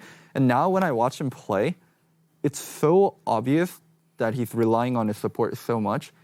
They're playing comps like Morgana Blitzcrank, where Reckless is the Morgana, and all he's doing is creating It's like they took some crazy meme from the original Summoning Insight, where I would be disrespectful and be like, he's practically the support in his lane, and now it's real. The simulations, he is the support. Hylissang is the actual boss player in that lane. It's amazing. These are the what is this? These are the 3 games they played. 2 games of Garen Yuumi and a game of Morgana Blitz. Yep. So his champion pool is Garen, Morgana. He's literally letting his support carry him. I'm just shocked. No, but okay, let me put it this way. If you are the Fnatic coach, so we did get to see one of the games we haven't talked about yet, because it happened yesterday, was their game against Royal, where they played the Blitzcrank and the Morgana into RNG. Now, Uzi was on the Xayah. They had a Karma support. So wish everyone had stopped with this narrative that Reckless is afraid of Uzi I or something, and doesn't want to go head to head with what? What did they think was going to happen? So this comp, by the way, speaking of which, look at this comp from Fnatic. It's what? Where's the damage? What, just Nemesis just after 1v9 the whole game? So my problem with this, when I was watching this game, my problem with this is there is kill pressure early. If you're able to hit a hook straight into a bind from Morgana, right? If the junglers, if Broxa comes down there, might be able to get some kills. And indeed, Hylissang was running around with Moby Boots on the Blitzcrank, did end up picking up some kills. But the laning is mega weak pre-6, right? Kayle and Shen are just going to get absolutely wrecked in these lanes in the early game. And late game, you're basically entirely reliant on Kayle for damage. You don't have AD because Kayle is building what? Nashers right now and Rageblade. Yep. And so, what is the point of this composition when you just MR build against it? Where is it going late game? It's basically, if you get a pick, it works. If you don't, that's the problem, because Fnatic made so much of their success, especially in the summer, from these amazing level 1s and always getting the first blood. And this looks like the most extreme version of that, because you've got to get it online immediately. I will say there is a lot of protection, because you could say, okay, well, what are you protecting? It doesn't matter. The Kayle. You black shield the Kayle. You have the invulnerability on the Kayle. Once you're behind, you have the Stand Unite on the Kayle. Wait, no, it doesn't matter, because usually the Kayle kind of takes you overboard, where you have an AD carry and then your mid laner outscales the enemy mid laner. You don't have an AD carry, so you don't have a stronger backline. And also Rides is definitely a monster in teamfight as much as Kayle is. Sure. So you have losing mid lane, you get outscaled, you don't have stronger backline. So a lot of their comp just falls apart. If you're going to have a Kayle, you want to have another backline champion that plays well with it, or a champion that goes in, you can ult, that's really effective. If you have a Shen, if you play with another split pusher, it turns into a really nice 1-3-1 comp, or someone that can go in for you. If you have a Morgana, I don't know why you have a Morgana AD carry. It's literally just to make it easier for the Blitz. And I feel like the Blitz pick was a little bit of a takeaway from Ming because Royal played it in their first 2 games. There's just so many things wrong with this comp. I said it before the tournament started. Fnatic wins games off of draft, and they also lose a lot of games off of their draft. And in this tournament, there's been a lot more of the latter. I just think that this composition is so risky because it's basically how many picks can you get in the laning phase. Like with these matchups, you don't even want to be in lane. You just want to be running around the map, stand uniting people, following Hylissang around, and praying that he hits every single hook. All the onus is on the support. Crazy lead, right? This is like an insane. This is like the Hail Mary of drafts right here. If it works, it looks amazing, but the level of execution is very difficult. And if you really believed, as Fnatic would have claimed during most of the year, like we've got some of the best players, we're one of the best teams, they were actually a team that used to bristle a lot if you suggested they had a system or they had to rely on certain picks. They wanted to believe they were just a great team. Where's all the standard play? Why don't you just play, like a team like RNG, coming into this tournament, some people were very critical, like they're going to just play one-dimensional, they're going to play through one lane, ADC's maybe not even that powerful now. Like, this should be the ideal time to beat them. Anyone who thought that actually, like, Fnatic were just going to roll over Royal Never Give Up, the only roll that was going on here was Reckless out there, like, never going to give you up, never gonna let you down, you're going to play sport forever, Morgana. Froggen, can you tell us a little bit about Kayle and why she's been so popular at Worlds? I mean, she just scales extremely well. And at level 6, she's ranged now, so you just make a lot of gold. And she's not too bad for trading. Like, she actually trades back decently well at, like, level 6, 7. Obviously, we'll still get out-traded, but there's just so much sustain in the game with cookies and corruption pots still. And then you can rush Gunblade for some reason, because that's an item in the game. That she's just okay, you know. She deals a lot of damage, so when you finish Gunblade, you just out-sustain anything. So, and they obviously can't kill you because you have ulti. But I think Fnatic's comp with this is not good for Kayle. What should be different, do you think, to make it better? I mean, I've seen Kayle be the most useful when you have a champion that can go in, or if you have stronger backline. So if the enemy team has to engage into you or into a certain person, then Kayle is extremely powerful because she can ulti that person. Yeah. If Kayle has to ulti herself, I actually think she's not that strong of a champion because she can't auto-attack while she's ulting. So maybe a stronger ADC or something, yeah. You need an AD carry. You can't have a Morgana. But, I mean, you don't necessarily need an AD. I think that's like the problem with the comp is they're playing Morgana Blitz, right? Yeah. So they have a siege comp, but their champions don't siege. Like Shen, Kayle, and Lee Sin, they don't. What did they need, like an Akali or something? So let me play devil's advocate. So does Morgana still at level 3 of her Tormented Soil clear waves?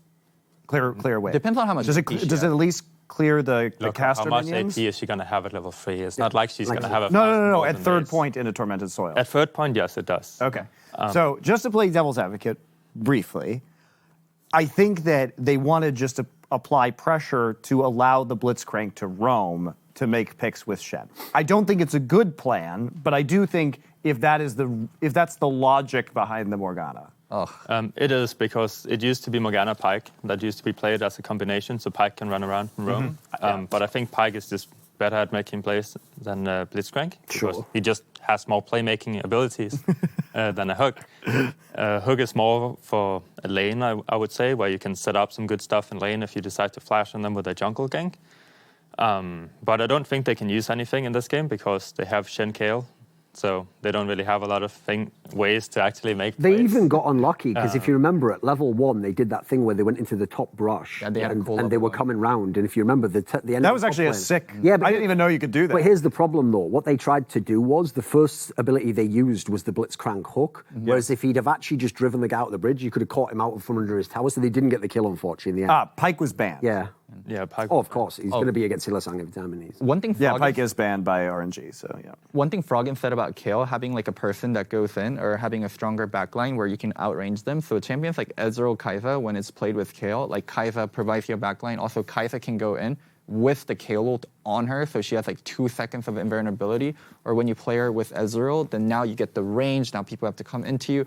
Just Kayle plays so well with another backliner or another AD carry, and the fact that you're drafting her with Morgana makes me so sad. Again, it's also itemization, because then you just build MR and... She's also fine with champions that go in. Like, you don't have to go back with her, because she's not necessarily super useful. Like you can definitely build comps that can counter that to some extent. Like So I think stuff like Akali kill. going in is extremely powerful because the ulti just deals actually like a ton of damage. Like it deals 500 plus. So I've seen combos where it's Kayle and Kennen because you just speed the Kennen up and you can make him invulnerable. So he just just goes in there and he kills everything because he can lock them down too. So everything explodes. There's a lot of fun and interesting combinations with Kayle that we haven't really seen a lot of. But yeah, I definitely don't like Fnatic's comp with it. On the other side, whereas Fnatic came in with a lot of hype and people very excited, actually it felt like, except for even some NA fans, didn't really feel Team Liquid that much. A lot of people weren't really calling Team Liquid a team that's going to go deep. Some people probably didn't have them getting out the group. What have you thought of them at Worlds? I think they've done well so far. I mean, they have done stuff they're good at. They have won some scrappy games. I would say some of their players, they just end up clutching it out in the end, and then they can take a win the other teams might not be able to grab. I had IG and Damwon over them, right, because I think Korea and China this year has just been really good.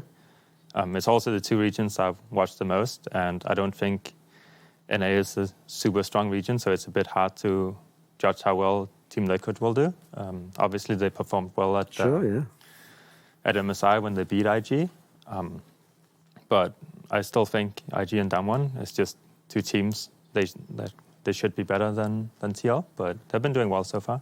I vote executive veto that if he said he watches LPL and LCK, we have to ask him about some of the mids from those regions. So, like, an obvious one I'd like to know is, what do you think about Doinby? I mean, I'm a huge FPX fan, so I've watched almost every game this year. Why? Why are you a huge FPX fan? Picks whatever he wants, does whatever he wants. They actually, they just pick champions that are, like, good, and they try to play them, right? Like, Doinby plays in so many different champions, and it's a lot of fun to watch because he knows how to play them, and he knows how to execute with his jungler.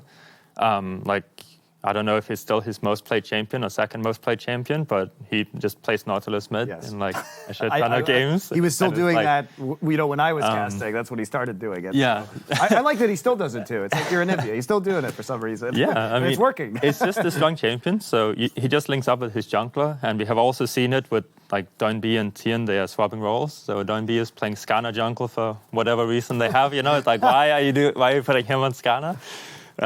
But I mean, that's what they're doing. They're trying to be unpredictable. They're just trying to play the game as a team.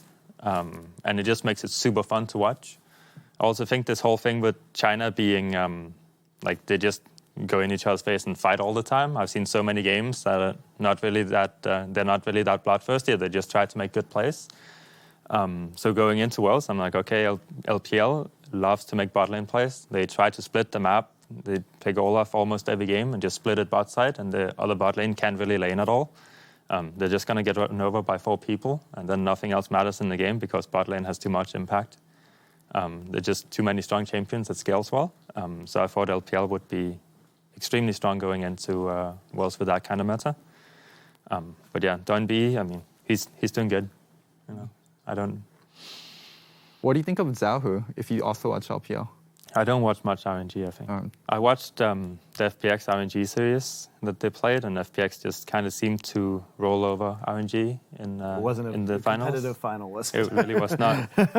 And the only game that FPX lost this year was to IG, where I think it was the Shy actually just 1v9ing in a couple of team fights on Vladimir. So I don't know too much about Xiaohu. What about Chovy from Griffin? Because he's another player where, like, on the one hand, because Griffin was very good, people want it to be like he's the new Faker, he's the next super duper. Is he on that level? Is he like, could he be the best mid laner in the world, for example? I think the way he plays laning phase is really smart, but it does give opportunities for the enemy team to actually have some kind of counterplay to the way he's playing, because I don't think he's going to make mistakes and then end up dying. And I think that's why especially LS likes him a lot, because he just doesn't really make laning mistakes in that sense and ends up dying. But can I add a little bit onto that? When they played the Ezreal mid, Phoebe Max, their coach, is like, oh, we play this comp all the time. And then people were asking, where's the engage? How do you engage with this comp? Oh, the engage is Chovy plays up and they try to kill him, and then we get them then. That's our engage. So not sure that's relying on your opponent to do something specific, right? As opposed to you have control over they just actually verbalized what Loco's plan always was as an ADC. He would jump in first, and then when everyone collapses on him, you're supposed to kill all the other people. That's the way you play the game, right? But it's very much in line with what Froggen said. Chovy plays up all the time. Sure. He never gets caught, and he doesn't make mistakes. I wouldn't like say he plays up. That's why I think you can kind of take advantage of some of the way he's playing, where to use FPX as an example, right? They played their Pantheon game against Griffin, I think, at MSI, and they ended up winning really hard, and he had Irelia into Pantheon, and I would definitely say that Irelia is considered, or should be considered, like pretty strong into Pantheon, because you have the W that can block a lot of his damage, you can block his combo and stuff, but he played really far back, allowed, like, not really like losing lane, but just allowing himself to get pushed in and not try to trade back, because he's assuming that FPX will always 2v2 around mid, and they just have like good synergy around that, so they win most of their 2v2s. That's how they win games. So they just decided to roam bot and just deny the Victor over and over again. So even if Victor falls back and he doesn't end up dying, then he's just going to be down. Like he was down a full level or something from just leaving his tower, because he's always like .B is just always roaming. And Chovy didn't play aggressive enough to really take advantage of the things that was called .B gave up. It's .B against. He's talking about Rift Rivals, Griffin. Oh, I got confused for a second there. Yeah. Right, okay.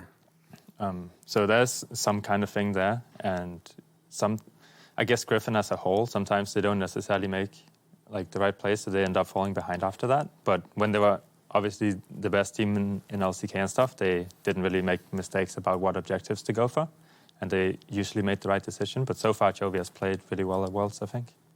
How do you like where the game is just as a general metagame state at the moment? Because even coming into this tournament, a lot of people thought it was going to be like lots of early game players and super bloodthirsty, whereas actually we've seen a lot more scaling, obviously comps and It's just because of Garen and Kale, I think. Okay, well, do you like where the meta is at the moment? I don't like it, because you just have those champions trying to scale up, where the champions are actually not necessarily weak, so it's not that you can't trade back on them, but if you play into those champions, you don't want to go for something that's super early game, because you're just going to get outscaled fast and lose.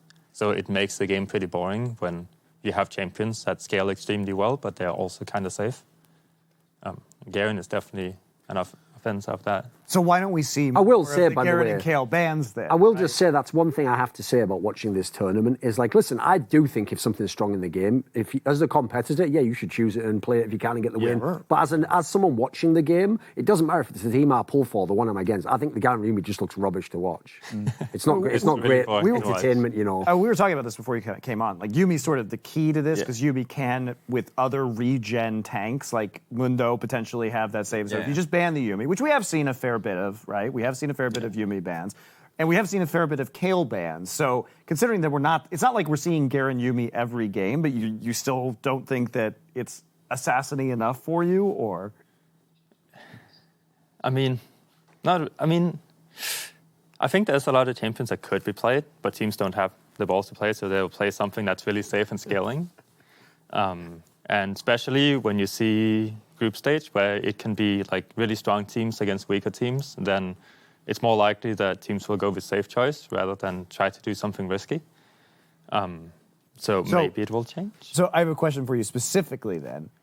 Who do you know of the mid laners, who do you know plays a champion really well, who you think should have the balls to play that champion? Surely Jensen must have something he could play that would be sick that he hasn't brought out yet. Jensen does not have a big champion pool, so... I mean, he's playing Akali almost every game right now, which I think is good. Akali is a good champion. Like, he should keep playing it if it's open for sure.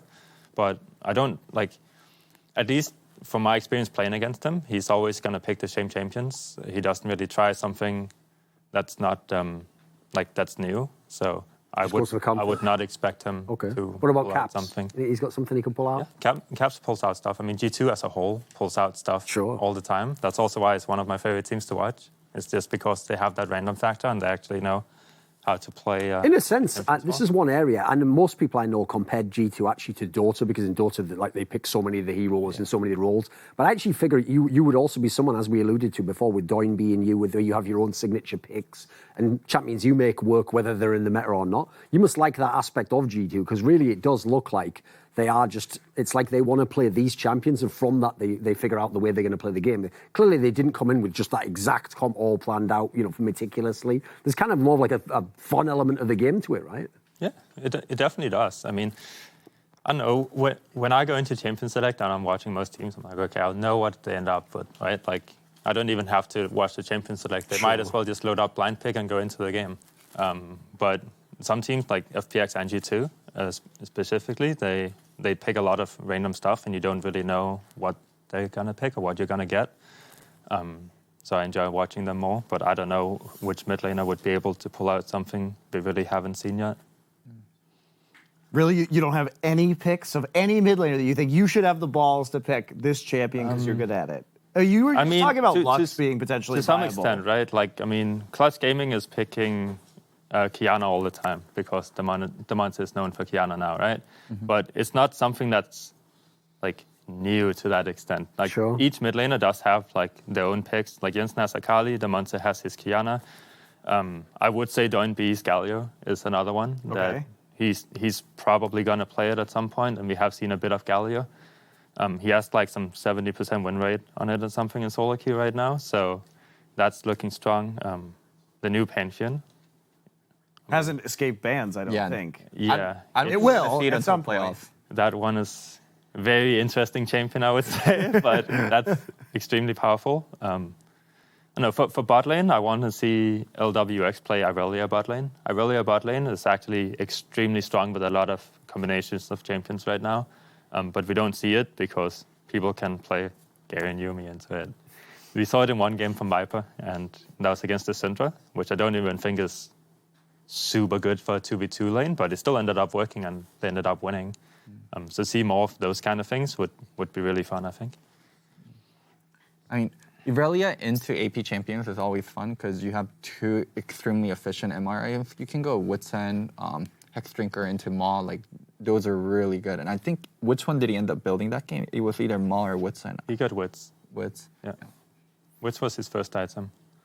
I want to talk a little bit, because you are a Fun Plus Phoenix enthusiast, about the game that they played yesterday against Gem, which was a ridiculous stomping, but they obviously Fun Plus Phoenix started out a little bit slow as the major, one of the tournament favorites, major favorite for their group.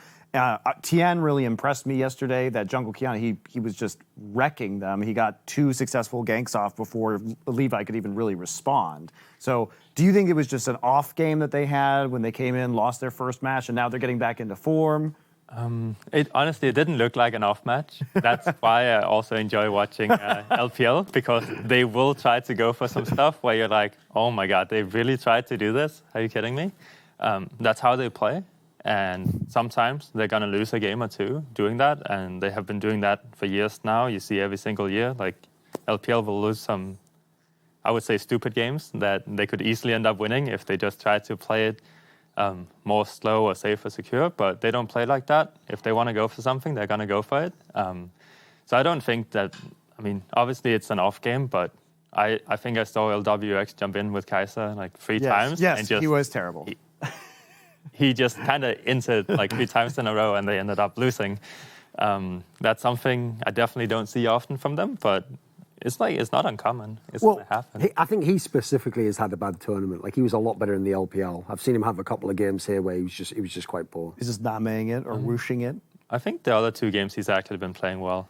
I mean, well, they put him on the Vayne in this game, right? And here, going back to what we were talking about earlier with the Kale, here's a hugely scaling AD carry that they can throw an invulnerability on top of, right? And who can just go tumble straight into the fight if you want, right? So this is more of the kind of Kale composition you'd like to see, ideally. Exactly, because to some extent, they also have to engage onto Vayne to be able to win, but they can also choose to go in if they would like. So not even trying to defend the Vayne or anything, but you can combo it with Kiana or Renekton on Nautilus as well, where you just get in the middle of the team and you just deal as much damage as possible. Also, incredible, like, chain CC combos here, whether you're playing off the Renekton, the Kiana, like, it's easy to get people into the wall with the Vayne, especially when you have so many roots and stuns, Nautilus as well, so. Were we supposed to do that? Wasn't there like a segment where we show like clips or something? We could definitely do that. Well, we're going to do What? that now? Like the We highlights? can. Sure, we can take a look at some highlights with Froggen. Because we were going to have these on a different segment, but... We'll do that. We'll do our stream of the crop now. We'll take a little break get and his actually reaction. watch some clips and have Froggen discuss the clips. So these are just some of the highlights of the last couple of days, I'm guessing. So Yeah, we'll see we got 3 coming up. We're going to take a look at Licorice in a 1v2, which was start of the G2 game, where this is where he got ahead before throwing. Yeah. Because this is where they actually had hope, right? The early game of this was incredibly close overall, and Licorice comes in, does get Vlad ulted, but is able to turn this one around. Jankos overshot his ER here, where he jumped past Licorice and then he hit nothing. All right, we take a look at this one too. This is Uzi and Zhao Hu in the Fnatic game. This was the last big fight of the game, basically, if you remember. Nemesis did a decent enough job on this one. Used the kill. I mean, but we talked about this composition, and he's the one who has to do everything. The thing is, this was one of the games where, like, this is the game, right, where wasn't the Shy playing Akali in this one? I seem to remember he was just styling on everyone. Shy, not in this game. RNG. Oh, right, never mind. No. This is the one we were discussing earlier where they were playing the Morgana. Yes, that's right. First up. I mean, I think in that clip, as you saw, Kayle ended up ulting herself and trying to run into the middle of the team to deal as much damage as possible. Doesn't really make a lot of sense. This game was super This is where he was interesting. already super fed, though. He was super fed, obviously. But this escape's pretty sick. But this escape is sick, and they get Baron on the backside of it, too. Like, imagine the demoralization when you don't even get anything from that. Like, And you lose the Baron. What's even the point of that point? By the way, that game was hilarious, where it was just Faker solo killing Huni like 5 times in a row. So I do want to talk about this game because, like, I was incredibly entertained by this game. From the sort of Huni Khan Faker storyline coming into this, with Huni, of course, being formerly of SK Telecom, and then them obviously focusing in down and the solo lanes absolutely smashing. Like, Clutch Gaming is lucky they didn't get perfect game. Like, they're lucky they got kills in this game because of how hard that they were just getting their faces kicked in. One player that's been standing out for me on SKT is Khan. Not because he's being exceptional, but normally what we expect out of Khan in an international event is failure. Yeah, Like, no, he's been messing up good. and being like a hole, like a black hole of pressure for SKT. And also, I know a lot of people don't know about Khan from before, but he used to play against he used to play as Hanlabong back in Korea and also in China. He was part of the team that killed SKTS in Champions. His also name used to be Dongsu, like Dongsu Kemur, which means like his first name, and then also Monster. So when he was just like a normal player in solo queue, he was basically Hashinshin. He would just play bruiser, he would play up all the time, and he would complain and argue in all chat. And then now he's this like refined carry player that knows to hold back. It is such a stark difference. Maybe not that refined, but yeah, you know, carry player, certainly. I mean, on stage at Worlds, this is the most refined we've seen from Khan. Like, he isn't making big Sure, mistakes. but as you say, first of all, it's not like he's the star player of SKT, is it? And secondly, what was really astounding about past international results is he basically won the Dade Award every time he went to an international tournament, didn't he? Like, he just owned that award for the last 2 years. Like, every time he's supposed to be the best top player there. Yeah, so my expectation was so Sure. low. And he's just doing a little bit better than what most people expect out of him. And I'm just amazed. I mean, he did really well in this game against Huni. He looked like he was out for blood. I mean, the fact that Faker and he got basically just a better version of Huni, far isn't he? ahead, so far ahead in this game was just absurd. There's literally no way Clutch could ever win this game. Yeah. I think that's a huge problem Clutch has. Whenever they play versus teams that have better carry players than Huni or that have weak side top laners that can stand against Huni really well, Clutch really doesn't stand a chance. Well, it's also just beautiful execution from SKT. We look at how they started getting ahead in this game. Faker, excellent teleport into the bottom lane. They've got a great setup there with the Gragas and the Yasuo to try and get those picks and those kills early on. They had a really good game plan going in, and then the bonus on top was that they were getting like solo lane kills, and it just snowballed out of control so fast. Man, I hated the storyline where people were telling me, oh, Clutch has a shot versus anyone. Like, you have to watch out for Clutch. I didn't think it was true at all going into Worlds. Where last year for Vitality, that was definitely true because they had standout players. Like, Jizuke matched up to the top-tier mid laners pretty well, and he was able to get solo kill, create his own lead. No one on Clutch can really do that.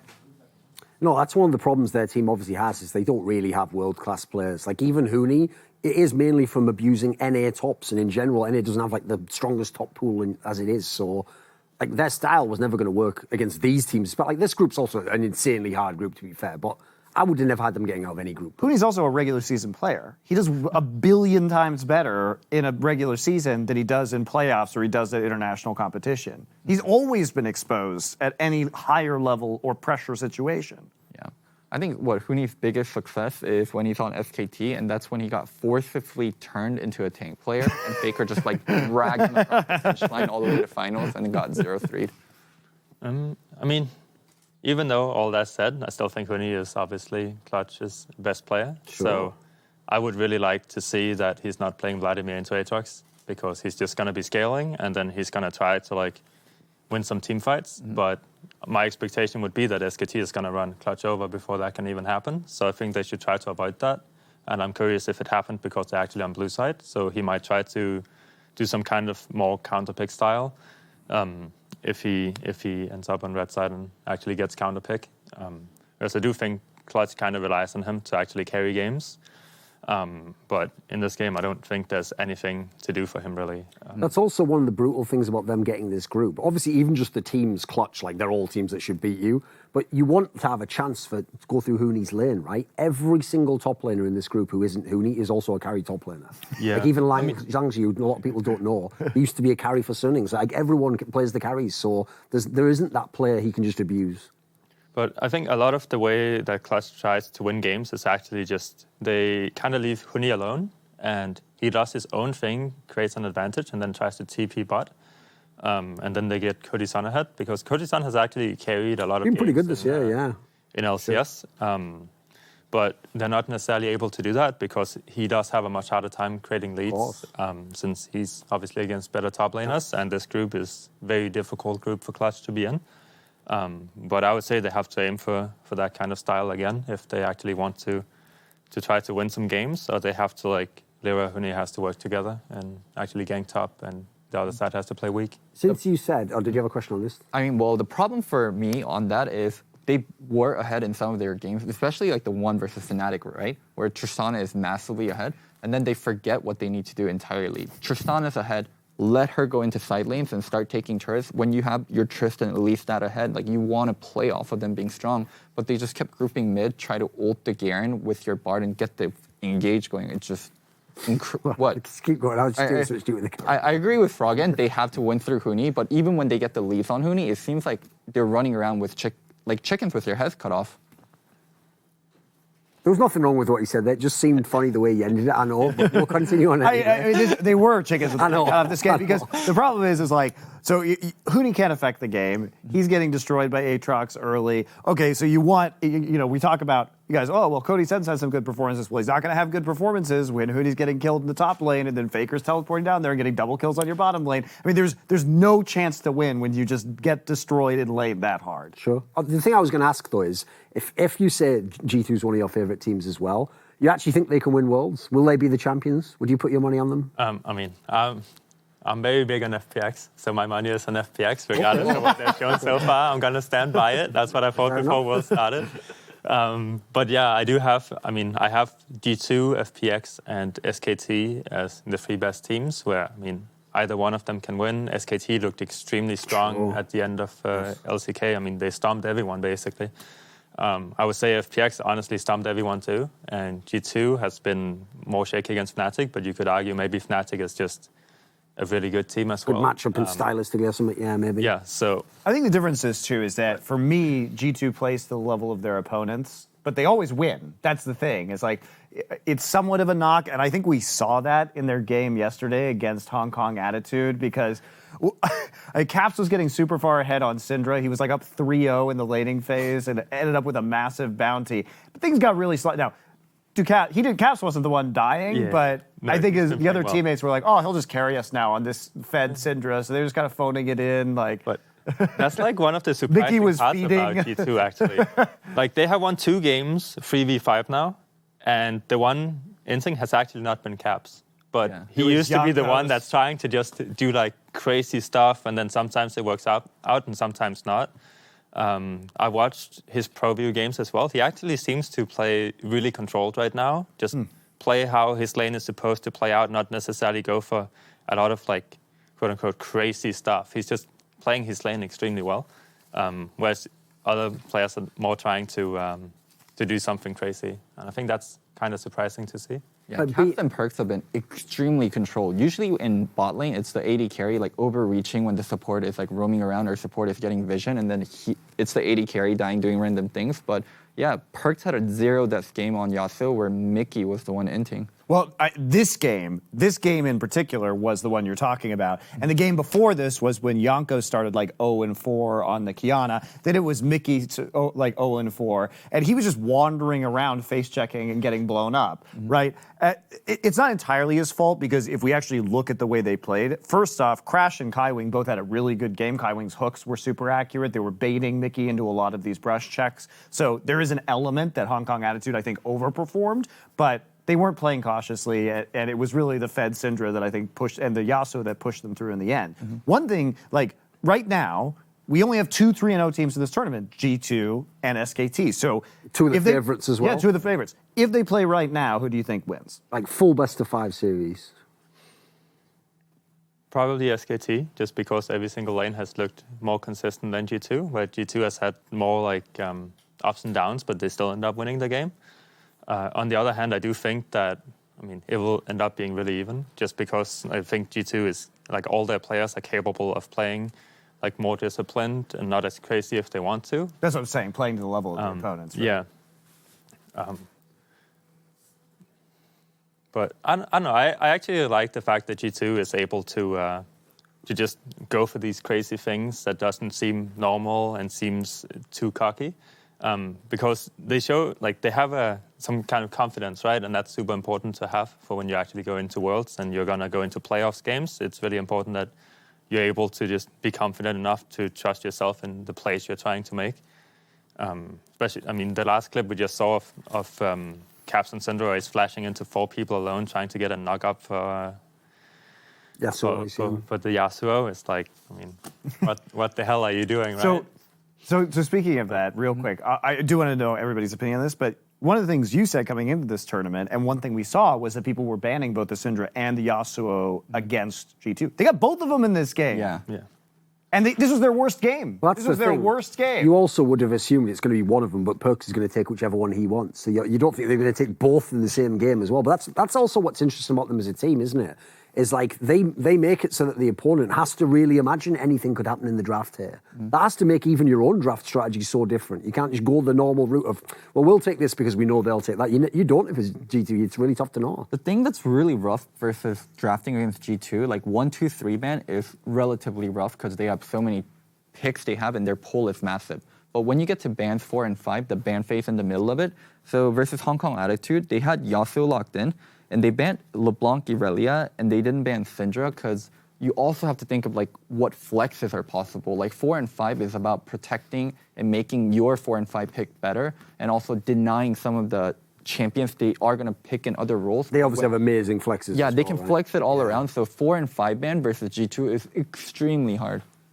Yeah, that's actually where a lot of the troll drafts really come from. Is I don't think sometimes they're even going to do the troll pick. They just decide, like, we could still flex this one here that they thought was earlier, and then we'll never know how to play against it. They just try that, which is a nice luxury if you've got, like, some of the best players in the whole world, I agree, though. If they played today, I'd have to pick SKT simply because I saw this HKA game where they played down to HKA's level. Is the problem, and I can't necessarily know yes. that's true. Because I can't know that they were trolling 100%, even though I sort of know they were, I just have to take SKT logically. Here's my problem, is, like, from the split we saw in summer and from what they've done so far, SKT looks like the best team in this tournament, and they look so stable, like Froggen's saying. There's no lane. Khan himself isn't even a problem in this tournament. Everything looks great.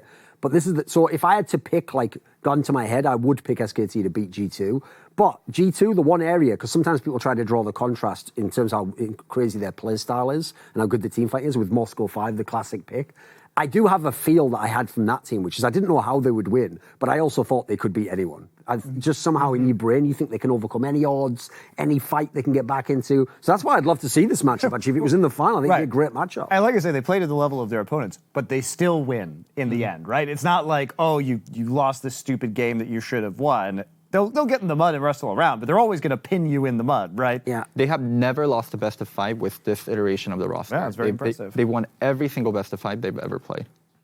So, for my opinion on G2 versus SKT, I actually lean with Doran completely. On paper, what we've seen from just groups, SKT is the better team. They look way more well-rounded. They've had better 3 games, but I do think when it's G2, like, they talk about, oh, we've been saving picks, and also like how mentally strong they are in so many difficult situations. When we talk about them winning every single best of 5, in crucial best of 5, they were down a lot. To Fnatic, they were down 0-2. To Fnatic, once again, they were down 1-2. To SKT, they were also down 1-2, and they ended up winning the best of 5 in games 3, 4, and 5. So, yeah, you can never really count G2 out, and it is a little bit unfair towards the other teams because we have to judge them for what they've shown, but the history that they've shown this year, it's really hard to bet against them in a best of 5 series. So we were discussing this a little bit earlier because it has been one of the more puzzling aspects of Worlds, which is Blabber over Svenskeren. And I want to talk with you about this because you played with these players and you watched all of C9's games, I assume, throughout this season. Why do you think they're making this decision to play Blabber in the last 2 games? Honestly, to me, it just does not make sense. Okay. It's I think that's the where we only came way down. it makes sense is to be like, okay, let's try to prove to other teams that Blabber can play at world stage, and then like we can up the value of Sven and Blabber at the same time. Because if Sven comes in, he's MVP of the split, and he's like the star player, and they go up against what's called Griffin and G2, and they actually need wins to get out of groups. Then you should probably play Sven instead. Like, I mean, otherwise, is the I guess the public has the wrong view of Sven, and he's not as good as everybody is saying he is. I mean, there's not any reason to not play the MVP of the split and like the star player of your team versus the best teams. Sven is why they are here. Like, Sven is literally the MVP of summer. He was your most valuable player. Like, Sven, Niski, the duo, like, Sneaky struggled. Licorice had his injury. Like, Sven was their most consistent and their best player throughout the whole year. It just blows my mind that they're not playing Svenskeren. And also, if you want to talk about their game versus Griffin, Licorice was doing a really good job. He was functioning as a win condition. They had Baron, and in mid lane, it was Sneaky and Blabber getting caught that caused the whole team fight to happen. They didn't get to split push when they had Baron. Like, we can point fingers at Blabber too. Like, they are having problems mid and late, and that's where Svenskeren is supposed to be better. It blows my mind they played 2 games of Blabber. I mean, I will say, in Blabber's defence, like I didn't think he played great beyond the early game, but he also himself barely played this split. I think he only played 4 games for Cloud9. He's not supposed to be at this level. Like, you have to have match fitness and get into the game and play with your teammates, you know. Like, it's pretty unfair standard to test him against. They have changed Blabber in and out of scrims a decent amount, I think, in scrims, at least to my knowledge. Zazel has said that they've been splitting time a lot with Blabber. Yeah, so it's not like they haven't practiced with him or anything, and I don't think Blabber is bad by any means. Like, he's a good player. But it's Sven! Yeah, no, that's the point, right? It's also the pressure of the World Championships. Come on. Last year, their starter was Blabber, and they switched to Svenskeren later when Blabber couldn't play well on the world stage. So, yeah, I agree with you completely on the pressure thing. I guess the most depressing thing about C9 at this Worlds is after watching this latest game versus Griffin, I can't even conceptualize how they win games. And I say that even though they did win 1 game against Hong Kong Attitude, but they almost lost. They were ahead and they almost lost it anyway. Wait, they were winning versus Griffin though. Yes, that's what I'm saying. And they were winning here too. So like, they can't, 2 of their games, one of them they barely closed out. This one, they couldn't close out at all. And right, I'm going to do this thing where I translate English into English, but local understands. Okay. So what he meant basically was the very fact that they almost lost to a bad team, but just won, and that they had an edge on one of the best teams, but couldn't win, means he's thinking, like, how can they win normal games? What's a strategy? If what happened against Griffin isn't like where you're like, right, is that good enough? Can you win this game? If you're like, I'm still not sure. It's like, well, then how do you ever win a game? Because the win came down to, remember, it came down to a 50-50 like the phrasing is what you If they lose that Baron, they lose that game. Yes. So basically, they coin flip their win, and they come in here, and they have a lead, and they can't convert. And honestly, like, what a nightmare this bot lane scenario is. I didn't think I'd come into Worlds after 3 years of not doing this game and be forced to watch Sona, Tom Kench, Garen. And I said this earlier. That's trash, dude. Here's the thing, Loco. I said this earlier. That's annoying shit. You know what? Everyone loved to rag on me when we were in the LCS, right? When I made that famous comment where I just theory crafted, what if Froggen played for Cloud9? Yeah. What, you're loving Niski at Worlds, are you? What, is he tearing everyone up? Well, I must have missed something. But Niski's number 3 or number 4 on their problem. He's number 2 right now, that's the problem. It's sneaky and not He missed that clever. one, don't worry. It's all right, we'll leave that one. We don't have to explain it all to us. Rewind. Keep going. He missed that one. With this whole thing with Sven over Blabber too, I do think against the G2, it's fine, put in Blabber. Like maybe like Sven has, I don't know, they know each other because European relationships, right? Like put him in and try again, but definitely against Griffin. Like I think. Yeah, but you can talk. Play, you can talk in Danish to Sven. So yeah. advantage. Synergy. For the Niski thing, I mean, if we want to go to the Griffin game again, I think they picked Zoe after they saw the Yumi Garen, and Zoe is awful against Garen. And if you hit, how are you going to hit Yumi? You can't, right? So you have no squishy targets to actually go for. Gangplank can W you out of your sleep. I mean, who are you trying to kill here? Why did you end up picking this champion versus something that actually scales much better? And I think this is one of Cloud9 problems. Then, like Sneaky and Cecil has been playing a ton of Sona Tam Kench throughout the regular season, and they always played with Zoe, or pretty much always played with Zoe as something that can like poke and help them siege. So they never have to back, and they can always keep going till they land that one kill on someone, and then they're ready to go in and fight.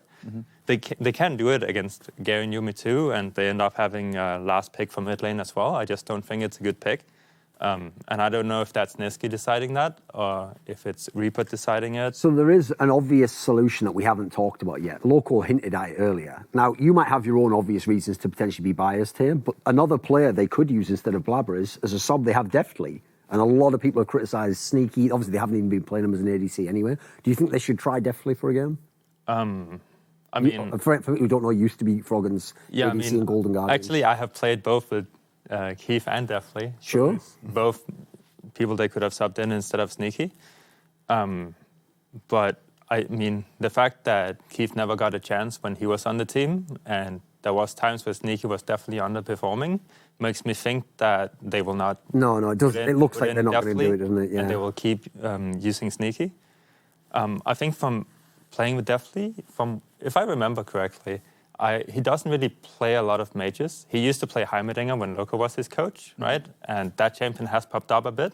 Sneaky played Heimer at this tournament. Yeah. So maybe you're angry about that they didn't change him in. But I don't think we'll see Sneaky subbed out. And if they never had plans of subbing Sneaky out, then, I mean, it's a little confusing why they brought an MVP can be subbed out, but Sneaky can't.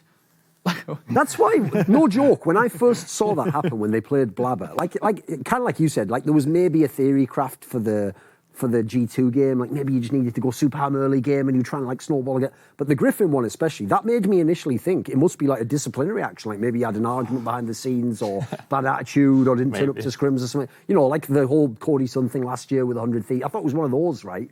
Like there's no way they've actually chosen that they think this player's better than this other one, but we still have heard nothing. You notice there's not even any rumours of that. So it sounds actually like they've just straight up decided Svenska just doesn't get to play. So, I mean, here's the weird... tradition of old TSM players. Here's the weird thing, though, is if we see C9's strategy shift, if we see Svenska come back, like you say, maybe there's a possibility we see Deftly. There's a whole nother round robin here. Can C9 maybe make a comeback? They at least had the close game against Griffin. They should have closed out the game against HK earlier. If they can win 2 out of the next 3, they might be in a tiebreaker scenario, potentially. What I also hate about this whole scenario is this group was also supposed to be amazing for junglers. You had all these amazing junglers. You had Tarzan, you had Jankos, you had obviously Svenskeren, but I never got to see the Svenskeren versus Tarzan match. I wanted to see that. Like, how would Svenskeren respond to that control style? Well, it's also, it's lame because we had 2 summer split MVPs in the same group, and we never, I guess we just don't get to see that matchup. Maybe next time. Please, Reaper. Listen, Reaper, if I wanted someone who used to be in the MIG organisation to just absolutely spout nonsense about League of Legends, we got him. We don't need you for that. They do have 2 days a break. He'll be on the desk with us next year. It's all right. He'll be a fifth chair here. Maybe I'll be coaching and he'll take my spot. Maybe you'll be playing as a jungler. Maybe.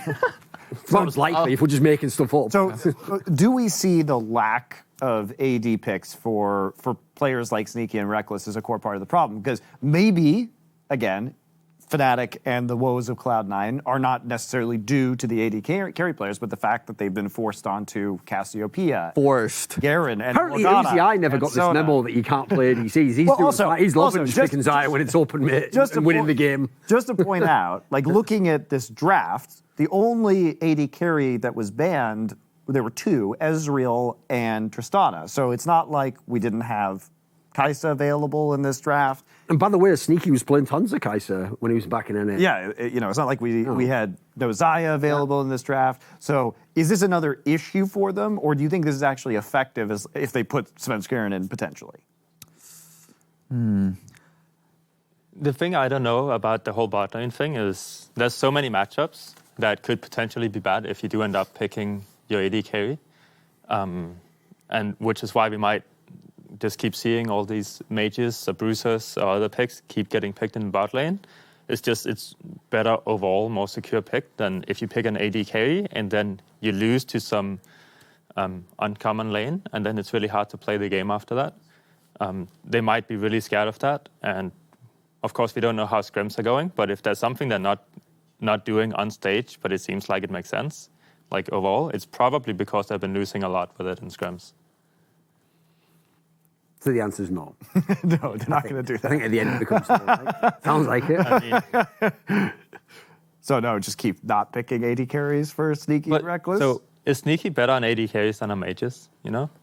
That's the. It's more him as a player. That's the problem, is it? Not really the Well, champion no. picking. The thing is an underperforming player going to contribute more to the team by playing a mage or playing an AD? I think that's the question right there. And I think an underperforming player is going to contribute more by playing a mage. Even in this game, I just hate to target one player and like talk badly about it. But Sneaky on Sona was not effective at all. His crescendos were really off-timed, especially the one fight mid they had when both tier 1s were up. He shot his crescendo at the very end of the fight because Tarzan walked up to him without flash, and he wanted to dodge Tarzan's Lee Sin Q by flashing backward, where he could have flash forward, hit crescendo on 3 targets, and demolish that fight. So, yeah, I don't think it's like them feeling like, oh, AD carries are bad in the meta. It's both Fnatic and C9 realizing, I don't think we have a great shot with our AD carries playing traditional AD carries. All right, then. So I think before we do our predictions for the rest of this group stage, we do have to at least discuss Group B, as unfortunate as it is sometimes, because J-Team has been a surprise, like a legitimate one. Fofo's been looking pretty good overall this tournament. Splice played a very sad game yesterday up against J-Team. We're getting closer to Loco's prediction of Splice finishing under GAM coming true. Unfortunately, he had GAM getting out of the group, though, which at the moment is far from coming true. And he had J-Team last, but fair enough.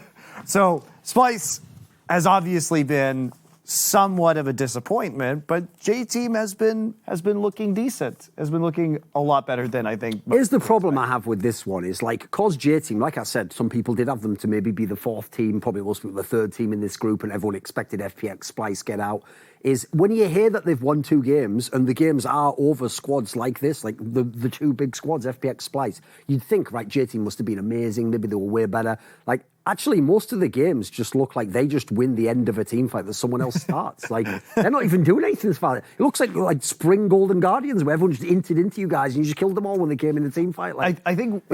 like, what are they doing? Like, Fofo's pretty good, but even then he's not just like 1v9ing, you know? I do think it's a little bit odd that the kills were 16-5 and Norscarin was just getting horrifically farmed the entire game and died 7 he was out of win the trading 16. like a morpho in this game. It was ridiculous. He was feeding, right? Tons. Yes. 7 kills just on him out of the 16 alone. And yet it still took J-Team like quite a lot. It was way closer than it should have been with the number of kills that you saw coming in and how fed some of those carries were on J-Team. Like, the macro is suspect.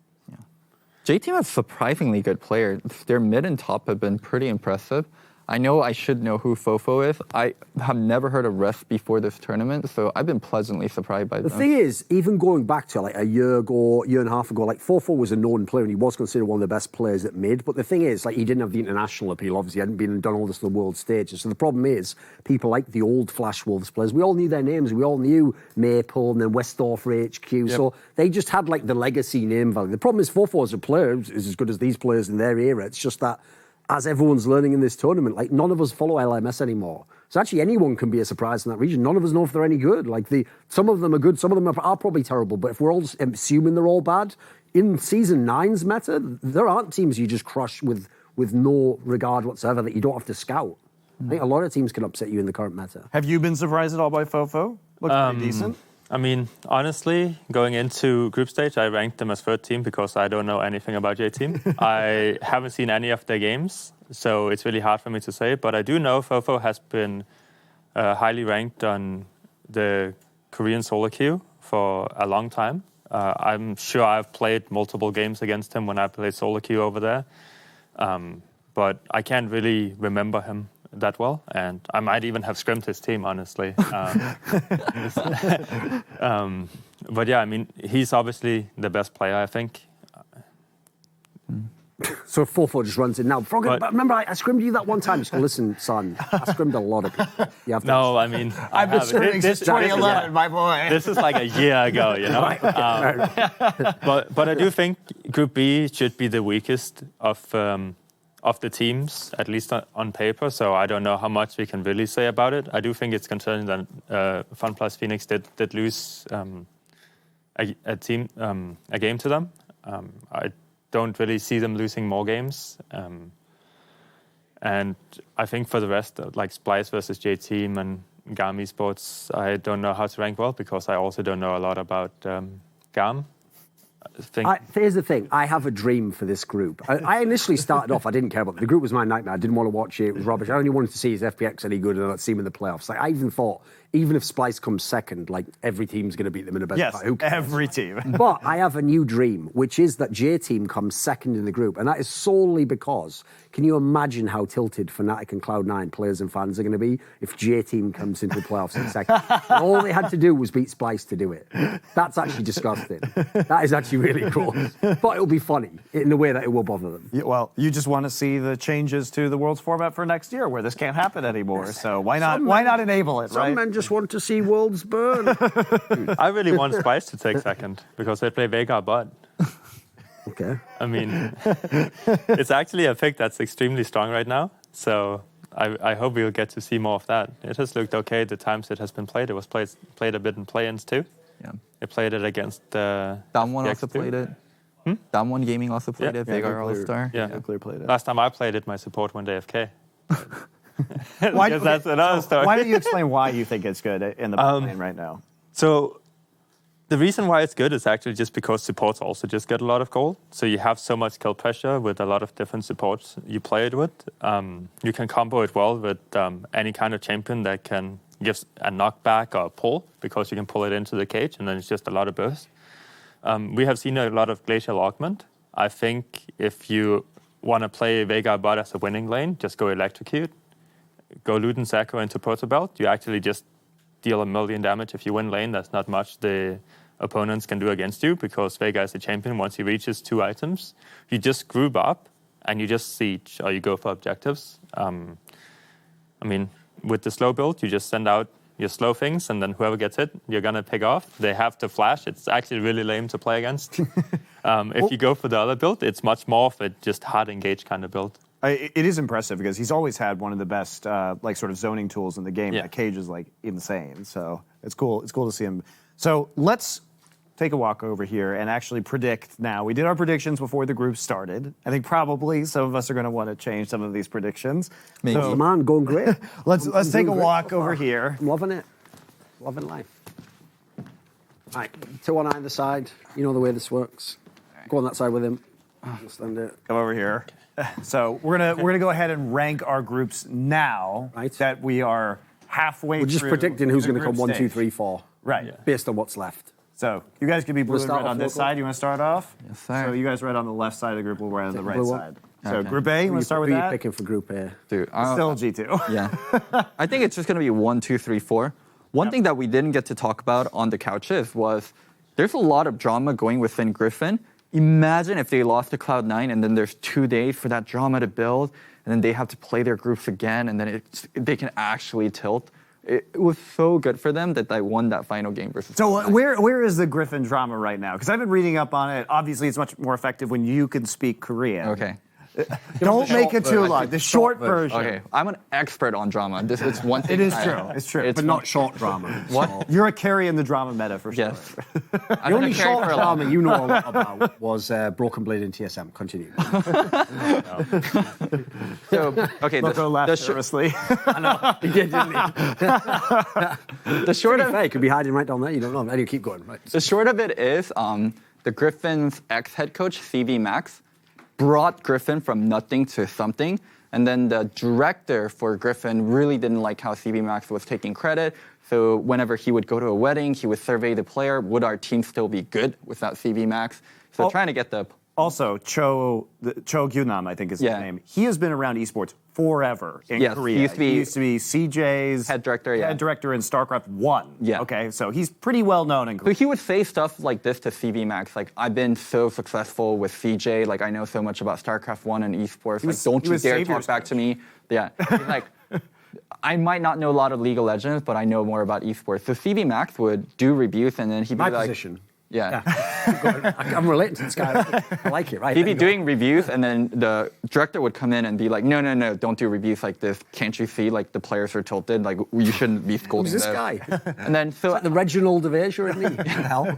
So when CV Max got let go from Griffin, like before he got let go, the head coach the director brought him in after they lost finals to SKT, and then he's like, "You're fired." And then he's like, "Okay," but he's like, "Okay, never mind, you're unfired. But if you do well at Worlds, it won't be because of you, and if you do badly at Worlds, it's going to be because of you." And then CV Max is like, "Well, then I'd rather just be fired." He's like, "No, you're unfired." And then he's like, "No, I am not going to coach Worlds." And then he got his phone out and he wanted to record him. "So I'm telling you, you should coach our team for Worlds. What's your answer?" He's like, "What are you doing?" So it's just a lot of stupid drama. And then no, that's not the end of it. Right, at the end of this, right, once he finishes, someone please out there with any skills whatsoever, make a little cartoon and just put him narrating it, right? Where it's like, and he comes in and he goes like, "You're fired," and because the story was telling it, and then he goes, "Okay then," and he goes, "Right, okay, well you're unfired, but if they win, well, like the story was terrible, wasn't it? I couldn't follow half of that." No, I understand. The key point we're getting to what you're here, that is the key point, is regarding the lineup, right? Which is what we're now going to find out. No, there's one more part that I really want to talk about. So when CV Max said all of this on stream, the players in Korean interviews are like, "So our former head coach is saying stuff about us on stream. None of it is true. Please be more respectful. Like, CV Max, you're a grown adult. Please start acting like an adult." Right, they pull LeBron. So Sword doesn't like CV Max, so it wasn't a surprise that he said that. But Viper was one of CV Max's closest players, and then he also said it in the interview. So now people are saying the director told Viper to say it. So it's giant drama. Yeah, Anyway, and regardless, it's obviously super distracting to the team. No, but here's the one point. And this is a team that chokes under pressure already. This is the point Loco missed, the entire point of the story. Like, no one really cared about all the minutiae. The point you were supposed to get to at the end was, supposedly, one of the reasons it's been intimated as to why the CV Max guy was removed is that he was playing Doran, the rookie top laner, who was the carry player, whereas obviously Sword was the player they'd had the success with before, who they claim is like a personal friend of the owner or something mad like that, isn't it? The thing about Sword is he's been on the roster from when they were on Challenger, and they were the 7th place team out of 8 Challenger teams. So he's been there forever. So he's really close with the director. And also CV Max said, we need to play Doran during Summer Split, and we need to train him up, because Sword we can't win Worlds with Sword, but Doran we can win Worlds with. So yeah, a lot of drama there. And hence, Sword's been the guy starting in most of these games. It hasn't looked great, I've got to say. And they've even been putting him on the carry pick. So just to be clear, drama causing them to use perhaps the worst top laner, lose their coach before Worlds, and then on top of that, I say the cherry on top is that they are a mentally unstable team, historically, that is now being filled with drama from the outside of their former coach and is obviously causing issues. So it's still... That is to say, it is still not inconceivable that Cloud9 escapes from this group. No. Sure. But from internal blowups, but they're also struggling with their own problems. So yeah, but not inconceivable. Basically, from what I remember, I think I was the only person who put Griffin first and G2 second. So now that I've obviously seen that G2 did win and they won in very impressive fashion against Griffin, I'll take actually G2 to come first. So I'll just change it to that basically. I'm basically going to have the same 1, 2, 3, 4. I think this one's pretty. I have the same too. I'm not even going to write it down. What about you, Henrik? I had the same too. All right. That's my pick'ems right there. Perfect. That was also my pick'em. So anyway, let's go on to Group B, the group that is surprisingly unpredictable given the results that have happened so far. I'll go first this time. Yeah. So I think we're still going to see Fun plus Phoenix. You know what? Number 2's a hard choice, isn't it? I'm going to do it. See, we've won him over. Reluctantly. Won him over. Oh no, Monty, you got your 3 and 4 wrong. No, I want to win the bet. Look, I want to win the bet. So just for context, for people who didn't know, when we did 1, 2, 3, 4, first of all, everyone, in theory, usually put FPX first and Splice second. But Loco's difference was he actually put Gam second. So what he's going to do now, are you ready? I know the way Loco's mind works. Some would say I program it. But this is what he's going to do, okay? He is going to give up the idea Gam gets out. He's not an idiot. In fact, he just goes with whichever way the wind blows. So now they're losing, he's going to pick against them. But he's still going to try and claim that they're better than Splice. Of course I am. That's not even you predicting me. That's just that's just logical. No, the point is you will only give up when you're forced to. So since they haven't yet come forth, you're like, well, I won't.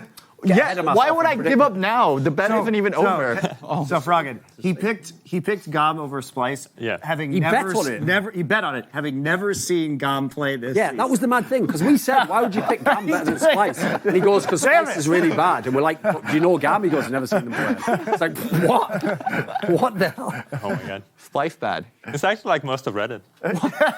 Yeah, just because he bandwagons just as hard as Reddit does. Wait, the Loco bandwagon. Dude, at least Redditors claim like, oh, I watch all of VCS. I know Gam is amazing.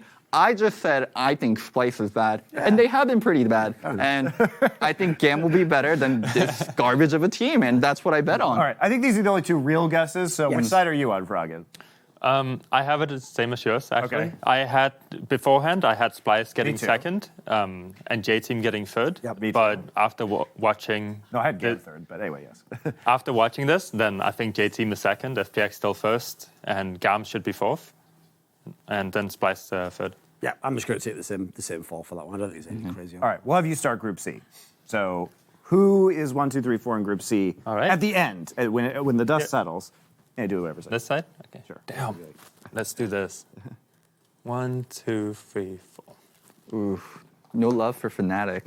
This is how I had them before going in too. And this is the way, it looking that way too. From watching the first 3 games.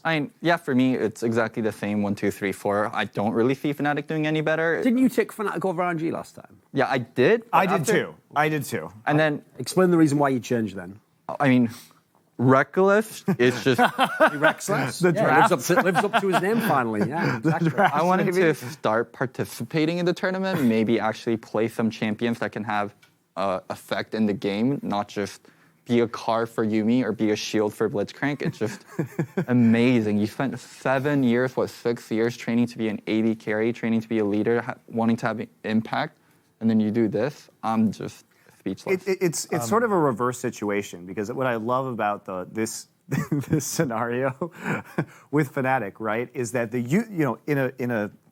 when you have like the Remora that's like attached to the shark, right? Obviously, it's the shark that's the thing that's scary, and the Remora is just getting a free ride. But in this case, it almost feels like the Yuumi is the actual dangerous thing that's getting a free ride on the useless thing that is the Garen. One thing that is good about Fnatic, though, is I think in the past, Reckless has been very locked up in just only playing the same kind of picks and actually not expanding his champion pool very well. And this new style, even though obviously it's not really working that well. Yeah, it's like, okay, he's opening up a bit. Sure. He's trying to play more champions. He's been spamming a lot of different champions. He's been spamming Dr. Mundo bot lane too, I think. When Ornn was really popular in bot lane, he was spamming that as well. So I actually like the fact that he's opening up to at least playing something else than just AD carries, because otherwise I would just see him as like kind of a worse version of Uzi. So him being able to do that is great, but also when it's not working, he should try to go back to to actually just playing AD carries. If you're doing something that's different and it's not really effective and it's kind of something you have to lean on, then it becomes a gimmick where stuff like you're Anivia or someone else playing a pocket pick that's extremely effective and teams constantly have to think about how they're going to play against it, whether we're going to ban it. I don't think any of the teams are like, oh my God, what happens when they play Garen Yuumi again? I mean, I'm sure Clutch might, but Clutch isn't really a competitor in this group. For SKT and Royal, they don't care if he plays Garen. They don't care if he plays Morg. It becomes very gimmicky. On the other hand, that could also just be 2 top 4 teams in the tournament because RNG going into Worlds, they had an insane end to the I'm stopping that. I'm stopping that narrative right now because we would have said that beforehand, but after seeing Fnatic play, there's no way I think they're a top 5 team at this tournament. I'm talking about RNG. He just means RNG. Yeah, RNG for sure. Yeah. But because they were basically smashing everyone except for FPX in LPL. So, and even the game against SKT, super close. It's like they made SKT get a minus Baron lead twice in the same game, and they were really close to winning. So I actually think RNG is super good. Does everyone have Group C the same? Yes. Most people. Yeah, we all do. What D's an interesting. This is going to be because obviously that 3-way tie, it's literally a rock paper scissors. So. Who comes out of the second rotation? Go on this one then, Froggen. Who do you have for this one? I think this one is probably the hardest to predict. Have the games played so far changed? Who are you going to pick, do you think? Because you said like earlier on it was Damwon and IG you were going with, right? Yeah, I had IG going first, Damwon second. Does Team Liquid skip over one? TL I had going third. I'm honestly really unsure about how it's going to play out, but I can just stick with what I thought before the tournament too. All right. So the same order. You're sticking with it. The same order, which was no love for NA. The Invictus first before the tournament is interesting to me. That's just because I actually like LPL teams. I mean, I love Rookie. I've loved Rookie his entire career, right? Since he started playing in Champions in Korea. But it's just the recent season did not have me super high in Invictus. But you know what? They show up at international events, showed up big so far. So I think it's feasible now. Yeah, actually, I'll do mine. Basically, I'm sticking with what I had before. So I had IG first as well, reasoning being actually what's played out. If you have the Shine, you have Rookie. If even one of them has a good game, you've got a chance. And they've even had a couple of games where both played well. I actually had Team Liquid second. As I told people, I thought they'd be way more sturdy than people realised. And actually, against Damwon, I didn't see Naguri just wrecking Impact and taking over the whole game. Like, it's going to require people like Nuclear to actually make plays. Like Showmaker and the top half of the map for Damwon's pretty good. The bottom half, I think, is very questionable. So I still take Team Liquid to get out. I'll take Damwon third. Yeah, there's no problem with that. AHQ, impressive actually that they even came close to beating TL, but there's no way they should be getting out overall. So I agree with you now. I think is it you'd have to do it still? Oh, I mean, I don't want to overlap on the colors. On the other side, maybe. Okay. I guess we did violate the side, but whatever. It doesn't matter. All right. So I still have TL at 1, and I think it's so hard for me. I flip-flop back. He's doing that between Korean IG squat and thing that they do, where they no, just he's letting him see the board while he's doing it. Nah, he's doing the Korean. Keep going. Yeah. IG2, Damwon 3, AHQ 4. So the thing that's really hard for me about this group is Invictus and Damwon have some amazing players, but they also have some terrible players. Oh my God, I cannot believe how bad Invictus' support and jungle is. Yeah, I cannot. Baolan is absolutely terrible in this tournament. It's amazing. Leian's even worse. He played Gragas, and At least he's a rookie, though. You know. I don't. Who cares if he's a rookie? You're playing at Worlds. Oh my God! Someone was telling me like he's 17. You can't be that harsh on it. I'm like, Faker won Worlds at 17. Like who cares? Like who cares if you're 17? Wasn't there literally an example earlier about what you could do when you're in your first year? Monkey used the example of Faker, and he said, you can't just this guy's unbelievable, isn't it? It's like you experience time differently than other people. It's like the time traveler's wife or something. Probably too deep a reference. I think what happens is that he was traveling backwards in time, so you admonished him here, and he thought about it, and then went back in time to tell previous Loco that we shouldn't jump. So now he doesn't only copy what they say the other guests on Face Check say on my show, he even copies what I say in the past when he's experienced it before to steal my points. What a guy. Anyway, keep going. But anyways, yeah, like I don't care if you're 17, I don't care if you're a rookie, I don't care if you just got forced onto this team because someone else was being problematic. I'm just going to judge you as a player at World. And Leian, oh my God, this guy's awful. He literally didn't use Gragas E-Flash once. He plays so nervously. He doesn't make any kind of plays. Battleland creates so much situation. Jackie Love was looking great coming into this tournament. He hasn't done very well. And then he hasn't done very well. So it's so hard for me to put Invictus second. And it is so hard for me to put TL first also. Jensen had that awful game. But I hope TL adapts a little bit. I hope they pick up Syndra for Jensen. I hope they pick up Kale for Jensen also, because they're banning Kale Syndra on both sides right now. So yeah, TL fixes their draft. Damwon just way too up and down of a team, and also matches up really badly to Invictus in my opinion. I know they stole that game away, but still, yeah, this is my placement. Yeah. Even that game, like, look at it. Like, you gave Jace to Nagori. That is literally like his most played champion if he gives the chance to play. Like, he plays that all the time. He's very, very good on that as well. Oh, another thing that I didn't add, I think Deshai is the best player at the tournament. So looks like it so far. In that game versus Damwon, what happened was they drafted Akali early. So when you draft Akali early, she is a flex pick. But the thing about Akali is she can always go mid, and none of her matchups are that terrible. But when she goes top, she can have some awful matchups. And they saw the Jace later and the Kale. So they were like, you know what? Akali goes top, and we're going to counterpick mid with Lucian into Kale. So now Shai's in a bad matchup. The map gets split from the start of the game. So Talia, the enemy jungler, is playing on top side where his own jungler won't be on his side. Talia ganks him early, forces him to burn flash. He has to TP back into lane. He only falls down 10 CS, and he's still the most effective player in the entire game. So yeah, Deshai is crazy, given no resource and still can be that effective. I'm going to agree with Thorin here on his rankings. Obviously, I overrated Damwon at the start. I had them at number 1. A lot of people did, to be fair. A lot of people had the hype when they were coming in, you know, potential tournament champion, I even heard some people say. But with Invictus, like, clearly they're sailing super high. I just hadn't seen much of their upper level skill in the last. For sure, there's a months. world they came and bombed this group. Yeah, I don't think that's impossible at all. So, but now, having seen it, I think one Invictus, 2 Team Liquid, 3 Damwon, 4 HQ. And by the way, this is an angle people haven't thought of, is in the past, like, even though some of the TSM squads, for example, that were the number 1 seed, failed in the group, but had hard groups, you know, like quality, obviously the best ones when they had Samsung and RNG. In theory, that's fine to lose to those, right? If Team Liquid gets out of this group, not only will they break the whole, like, double lift curse, etc., but it'll be against legit opponents. Like, certainly these teams, in theory, shouldn't win the tournament, but these are still quality players. Like, Damwon obviously came in from the Korean region. IG has these all-time great players in their prime. Like, if Team Liquid can get out of this group, this is like a really legit way to do it. Similar to how getting to the final of MSI was very legit and also came through IG. So for TL, one thing that's really important for them, I feel like they have to get 1 in their group. If they get 2, I think I mentioned it before. They can't beat SKT. They can't. Could beat you even T2. imagine They the can't beat rage Funfuck. of European fans if Team Liquid won their group and then got like J Team in front of it? The sheer rage that would erupt across all of Reddit. Wait, I think it wouldn't be that bad because H2K also had their run where they had to play against the Russian team in the quarterfinals, yeah. so it was kind of just even out in the end. That's what we'll say. He's already figuring out the counter for that. That's what we're going to say when they can play.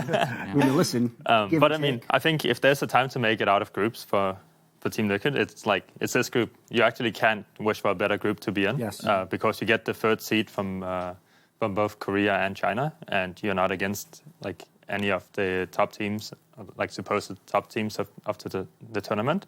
So it's like this is their chance if they really want to make it. Yeah. All right. Well, thanks a lot, Froggen, for coming onto the show. Where can they find you online? I assume you're streaming a bunch as usual these days. All my tags, and Twitter, Twitch, and stuff is just Froggen. So Twitch/Froggen, Twitter/Froggen. Very exciting. Everybody knows who you are. Well, thank you very much for coming on the show. Appreciate it. Thank you for having me. We'll be giving away some Puma gift cards on the other side of this break, and then we'll be taking pleb calls. So stay around.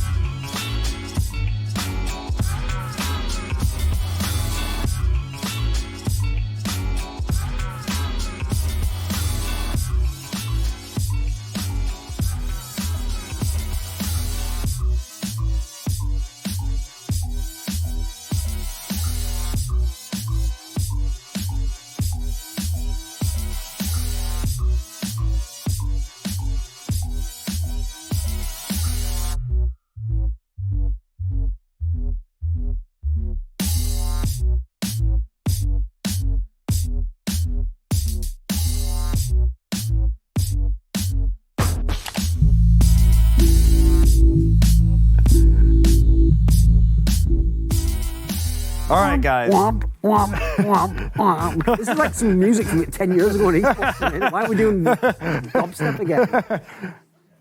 You don't like the music? got- They changed it up. What would you prefer for the Drum and bass, summoning always, insight? always. Oh, Drum some and cool bass, sort of summoning hip hop, you know, like. Man, we're not good, you know, some of that thing. I really just feel like we should record the SI theme song with you beatboxing.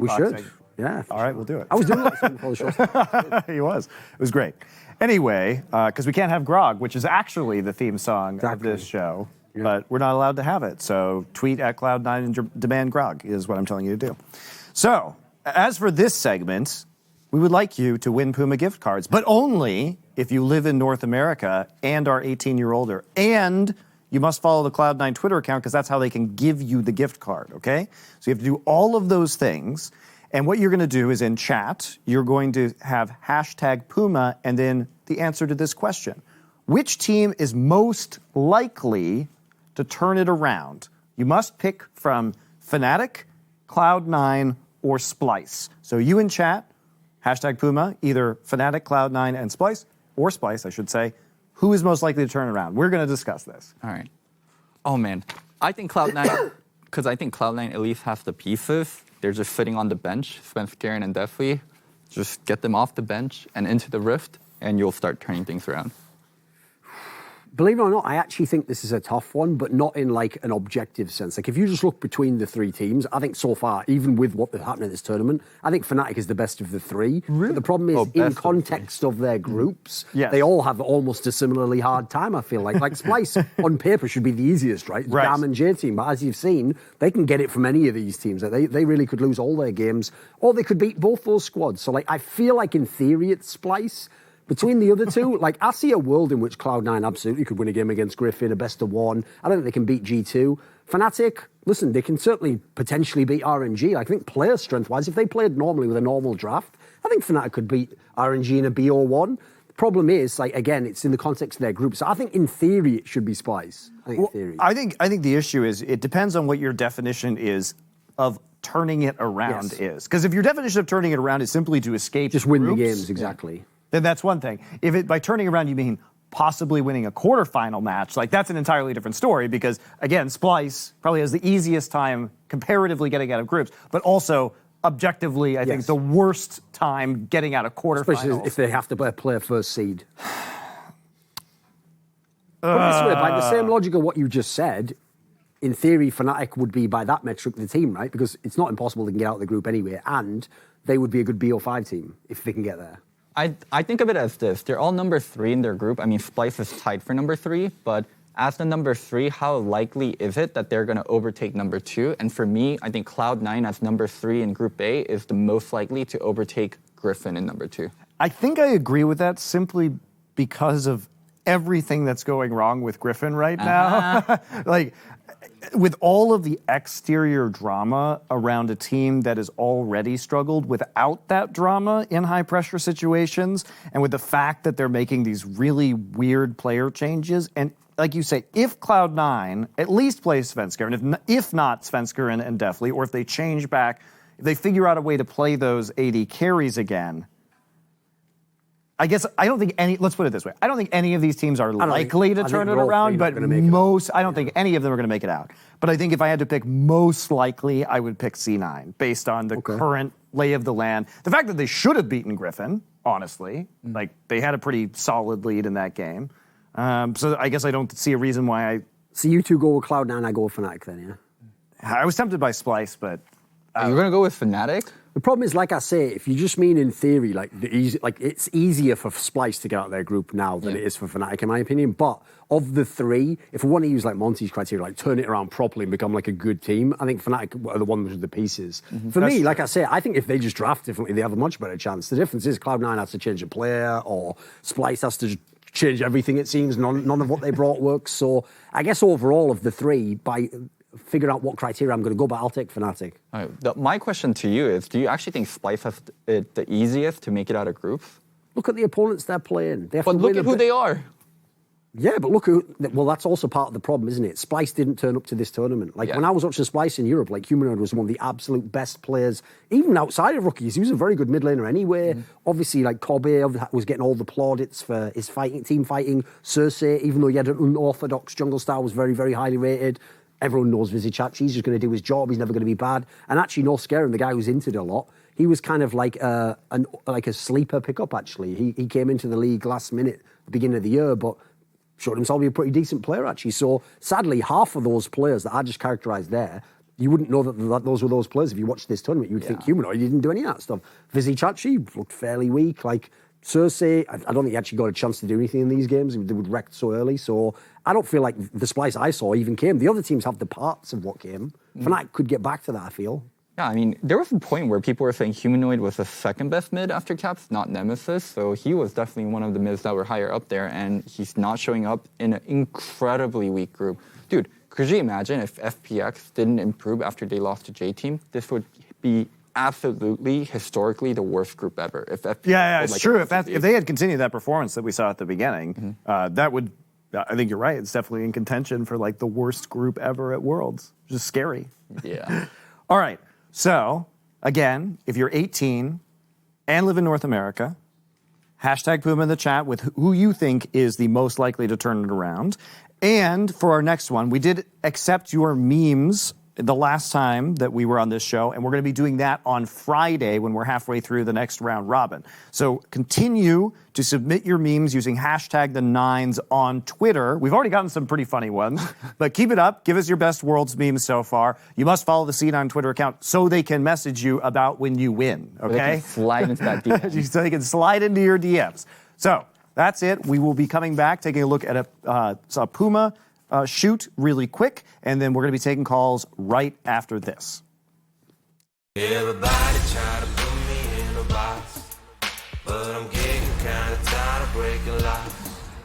Gonna live my life if that's okay. I'ma do it, yeah, I do it, there to do it my way.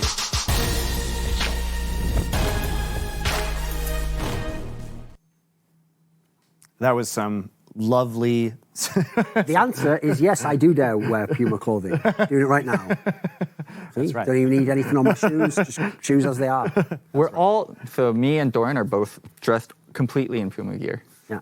You notice I went for the more sort of understated, subtle logos, colours that blend in. Loco went for the literal, like child, like Guys on the playground, I've just got Puma. I got Puma though, guys. Look, you see? It's just black, but with Puma. That's all it says. Like, you're just a billboard. The sponsors are watching and they're like, who's that Asian kid? Give him a raise. There you go. See, he knows. Even the sponsor thinks he's a kid, of course. Not like a 27-year-old man, whatever he is. We're all kids at heart. That's what matters on this show. All right, let's take some Discord calls. I know how much we all enjoy talking to the plebs.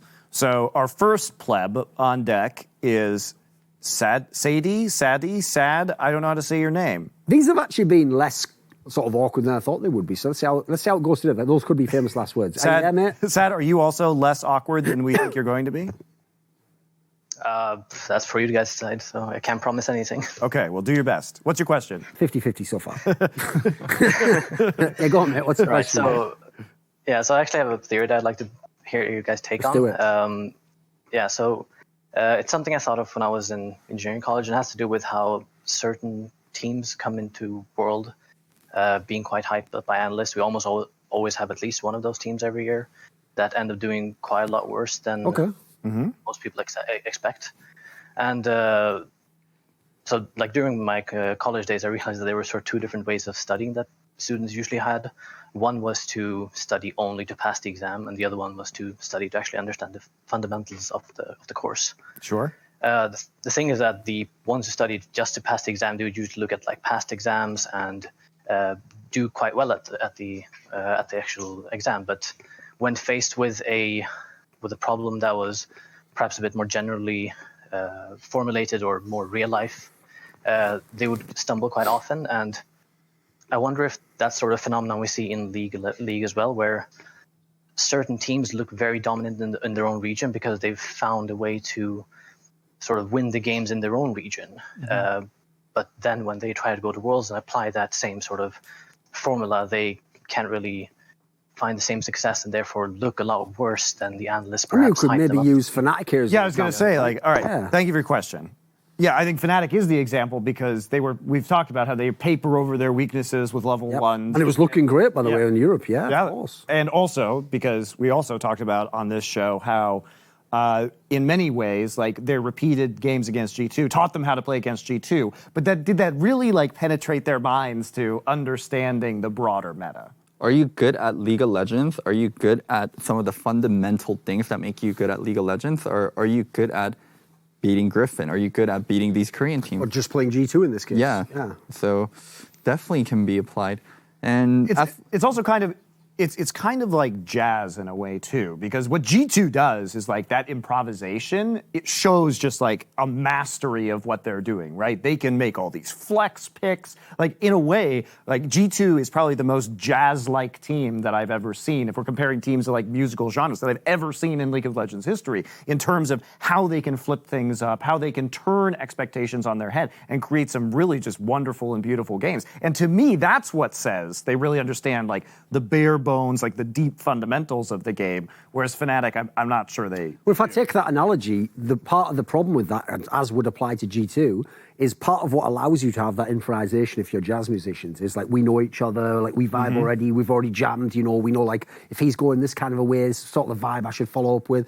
The contrast here would be Fnatic was a team where in theory each part was good, but they didn't have like the cohesion as a group. And so that's why they're going with simpler things, a few guitar chords, a simple drum thing. And the idea is don't veer too much away, because when we stay doing that, we're a team, we're cohesive, etc. They don't have the luxury that a G2 has where they can do that, where they can just incorporate something new or, look guys, I'm just going to try something, just follow me on this one. So as a result, I don't think it's a bad analogy. I would say to some degree, I sort of see where he's coming from. I even will extend it a little further. I think if you look at teams at Worlds that used to have the classic problem of like you do well in week 1 and bad in week 2, those were often teams for me where what they did on week 1 was exactly that. They just studied to pass the test. They just looked at what everyone else was doing and they're like, right, I don't know why, but that pick's really strong. Or like, it's better read on the meta. And you get a couple of wins, but you see on the second week the teams who actually understood the meta because they could do a draft that didn't necessarily seem obvious, you know. And I don't think this is true any longer, but at least a few years ago when Koreans were dominating, NA teams would do this all the time. Like they would just copy Korea, but you could tell when they played that they didn't understand why it was being done. They were only just trying to imitate It was like when Korean Western meta. teams started trying to do Joggermores where they didn't actually make the Lulu be on the right champion, you know. It was in the wrong role, so the Juggermore didn't even work. That was it, you know. Yeah, I mean, I encountered that coaching and a few of those. where sometimes it was very difficult because the players themselves didn't understand how to make a composition operate. Their version of a comp is literally like that meme template of like, step 1, pick the same champion. Step 2, load into the game with them. Step 3, question mark, question mark, question mark. Step 4, get all the kills, win the game. And they're like, right, if we can just follow this easy to follow plan. It's like, we keep getting caught on stock 3. For some reason, Fakey, he didn't get caught on that one, did he? He just won the game. What's going wrong here, guys? So, I think the pinnacle of that, though, at Worlds was Samsung White actually understanding the game and everybody else clearly not understanding the game. Like, to me, that was like this vast gulf of knowledge that Mata and Dandy were playing a vision and like vertical jungling game that no one else got. Yes. And they invented it and then they just won with it. well, and it was so effective. Everyone else in the world just spent the next year doing that while they weren't even playing it anymore. Like they were off another They just retired to China. It was Exactly. fine. They definitely revolutionized how League should be done, like support jungling, moving together, getting vision, it was like being ahead in terms of tempo. We are here first, come deal with us, come into where you don't have vision. I mean, it was a quantum leap in the way the game was played Sure. that year. And it's still played that way to this day. So they were so far ahead of everybody else. They just made everyone else look like cavemen and they were living in the 21st century. Anyway, Johan, what's your question? All right, so I'm going to ask, so Uzi is considered one of the best players of all time, and many would consider him to be the best ADC ever. And so this is due to his impressive Worlds performances, but he's also had a lack of domestic success, and he's known for forcing his team to play around him and at times being problematic because they can't play around mid and top. Sure. And so when you compare players like Deft, who has beat Uzi head to head, and even has won the same amount of LPL championships as him, could Deft actually be one of the best ADCs of all time? And who do you guys think is the best ADC of all time? Good question. I think Deft and Uzi are actually really similar. And one thing that was really good for Deft is he went to China. So in Korea, we think historically great top laners, right? Like Marin, Shy, Magnoon, Reaper. If you have historically great top lane, that means you're playing to that top lane. So on the other hand, AD carries have to be a little bit more utility, like Bang, Prey. By default, they were the third carry threat in Korea. Yeah. So Deft was actually more of a mega carry. He was the traditional, I want to carry AD carry. But also, we have to look at Deft's development because when Samsung Blue got good in 2014, because beforehand, you have to remember that Deft was on tragic, he was on the bad MVP Blue MVP teams that were terrible. So when Samsung Blue started to win titles in Korea, his strength was never his laning. He sometimes got dumpstered in lane in 2014, yet he would still come back on Kog'Maw and take over as a hyper carry. So if anything, I think his transition to China taught him how to be a better laner and an early game player in some ways, because sometimes he was just horrific in early game at the start. So which is also what to go as part of China being part of his key development. But this is also part of the story because what's cool is when he came back, now he is a player who you should be the primary threat on his team. You should play through him, give him the resources, and he even will smash in lane. That's how different a player he became, right? Yeah. He also had incredibly good support for the last year or two. He had Mata, and then now he has Tucson, a little bit at his prime and a little bit after too. So, yeah, incredibly good. But I'm going to still have to have Uzi above Deft. It's just, even if they have the same amount of LPL championships, Uzi has done it for so much longer and done it at a higher level. And for me, I don't think it's even a discussion. Maybe I should be thinking about this more. What do you guys think? I don't mind it as a discussion, but again, if we want to go with that whole angle, that's very prominent to my model, is if you're the primary carry, you get most of the credit. The problem is, Deft sometimes he was the primary, second, it depended on which team he was on. So I compliment how complete his career was, but I'll always say this about the double lifts and the Uzi Eyes and the Forgivens of the world, is if you're so, in a sense, selfish that you say, give me all the resources, but then you do win, well, that's the reason why everyone literally worships Michael Jordan. It's not that he was just a good basketball player. He played super selfish, but then he won. So he was right. Like, we were wrong, he was right.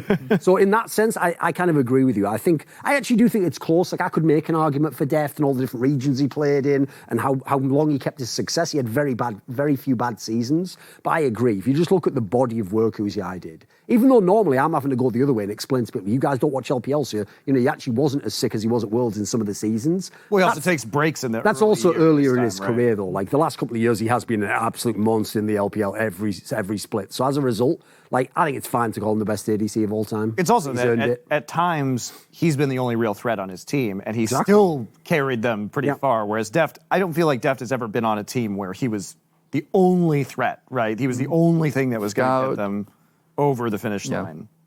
All right, Level Jumper. Level Jumper, what's your question?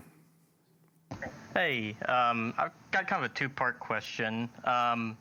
So the first part is, who have you seen at this Worlds that reminds you of a legacy player from like Season 5 or earlier that's no longer playing?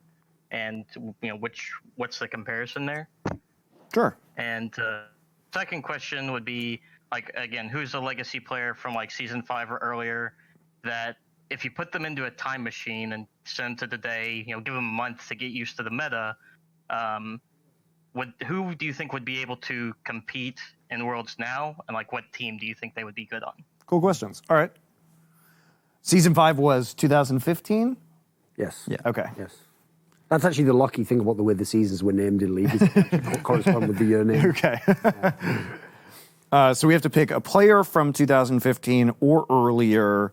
We're basically going both ways. So we're picking someone now that reminds us of an old school player, and then we're picking an old school player we could bring back. Again, as he said... This is actually really fun for me because I missed the seasons in between, so like I can think more directly about it, I believe.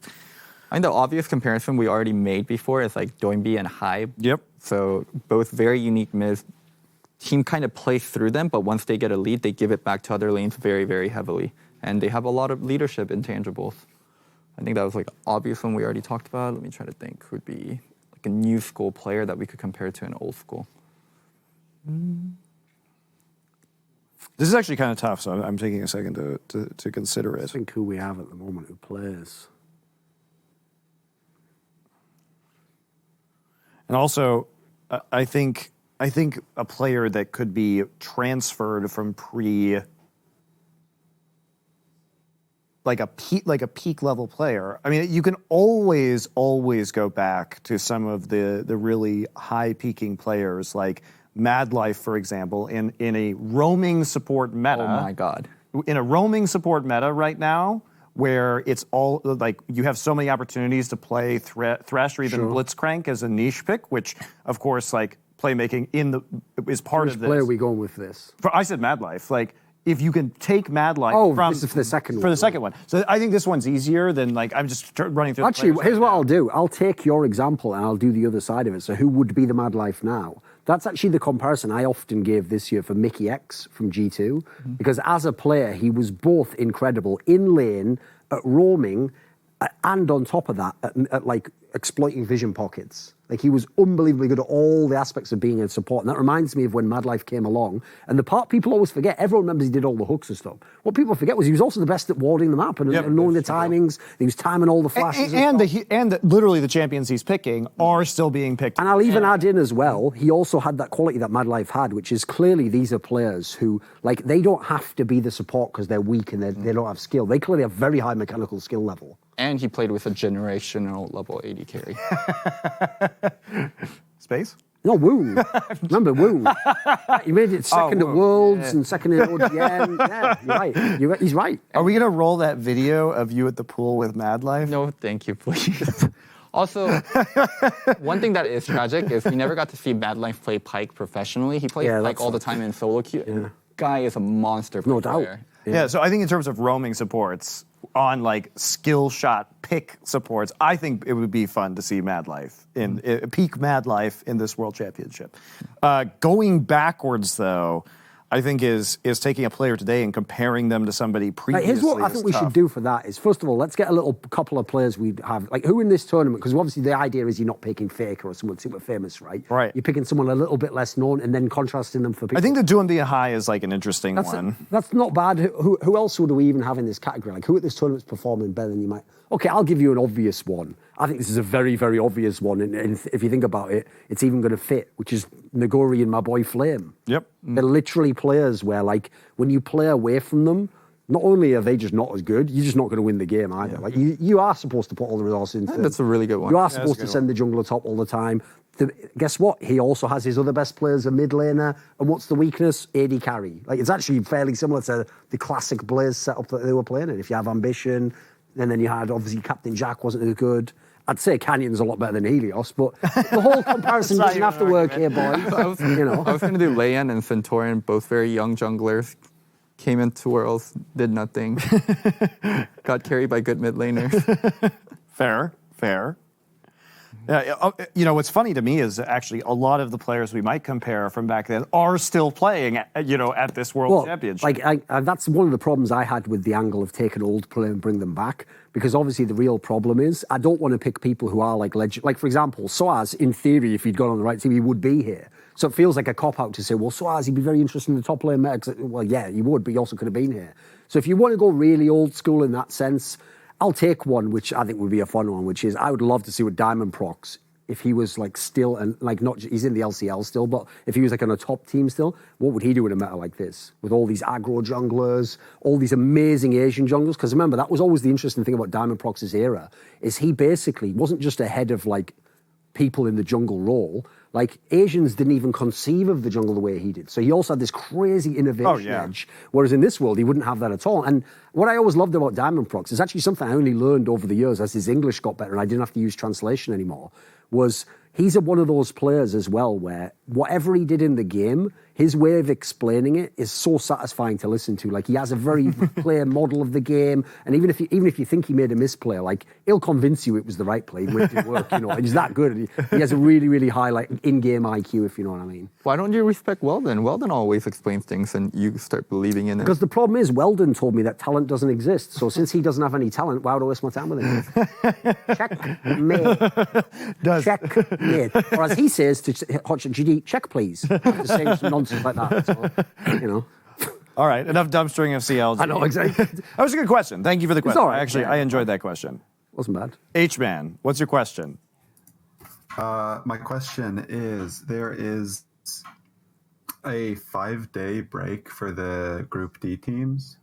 Okay. Do you think this benefits any of them more or less, or how to compare to the other groups? Yeah, good or question. the teams in the group?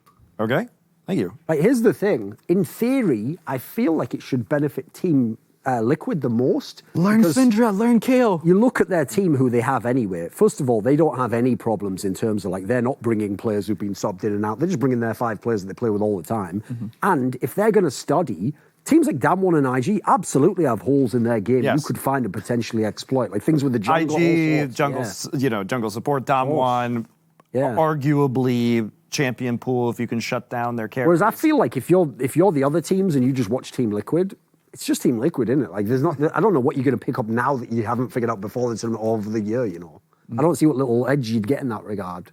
Yeah, I mean, I definitely think it's going to benefit TL more than other teams also. Especially because I think with TL, there was an expectation that maybe Impact wouldn't be making plays, or maybe Xmithy would struggle at the international level. Neither of these things have been true. So in a way, like, the weaknesses you were targeting coming in have not really been weaknesses. The other thing for IG and Damwon is they have underperforming players that could potentially get better, but I don't think their problems are short-term problems to solve. Like, this Leian guy can't play on stage and he can't be proactive. Yep. I don't think that's like a, hey, let's take a 5-day break and then you'll be better at the end of the 5 days.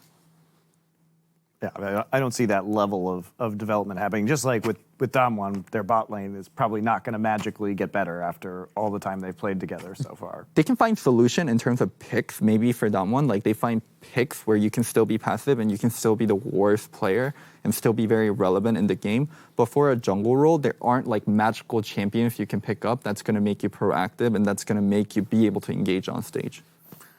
All right, we got one final caller. Sorry, guys, for those of you who are waiting who didn't get to call in this time. Duke of Thought, welcome back. What's your question? You remembered me. I do.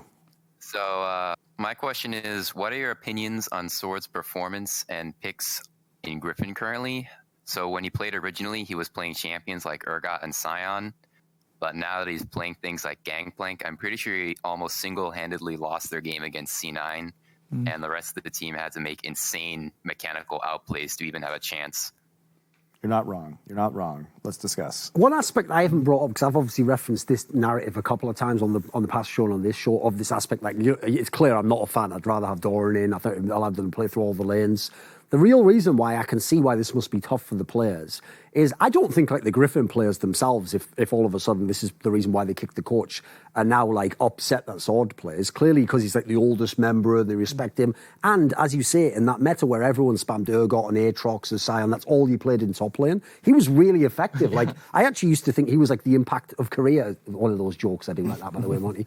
So he's the Korean impact, because he used to just be amazing at absorbing pressure. He would never like super hard lose the lane, and he would just join the team fight and do his job. The problem is that's not applicable or appropriate to this meta at all. So I don't understand. Like, I would get it if their logic was like, we're going to somehow make that work again. Like, we're going to take picks that are like a lot safer, just absorb. But they haven't even. They've taken the picks that would have gone to Doran. That's what kills me. You know, C9 dared them to counterpick. C9 banned Kennen, and they picked Fiora in their 4 and 5 from blue side, and they had last pick, and they're like, we dare you to counterpick our Fiora. We have Kennen banned. I don't think there's anything you guys can play from top lane that could actually beat Fiora. And he couldn't pick true carries, and he had to play Gangplank, and he was losing to Licorice the whole time. So, yeah, I think Thor's champion pool is hugely problematic, and teams like C9 are recognizing it, and they're putting Griffin in a bad situation. There's clear. I mean, I can't believe we're like talking about this matchup where Svenskrit isn't playing and then Doran isn't playing. Sword, I don't think has played since like the first week of summer or something like that. Quite a while ago, yeah. Months ago is the point.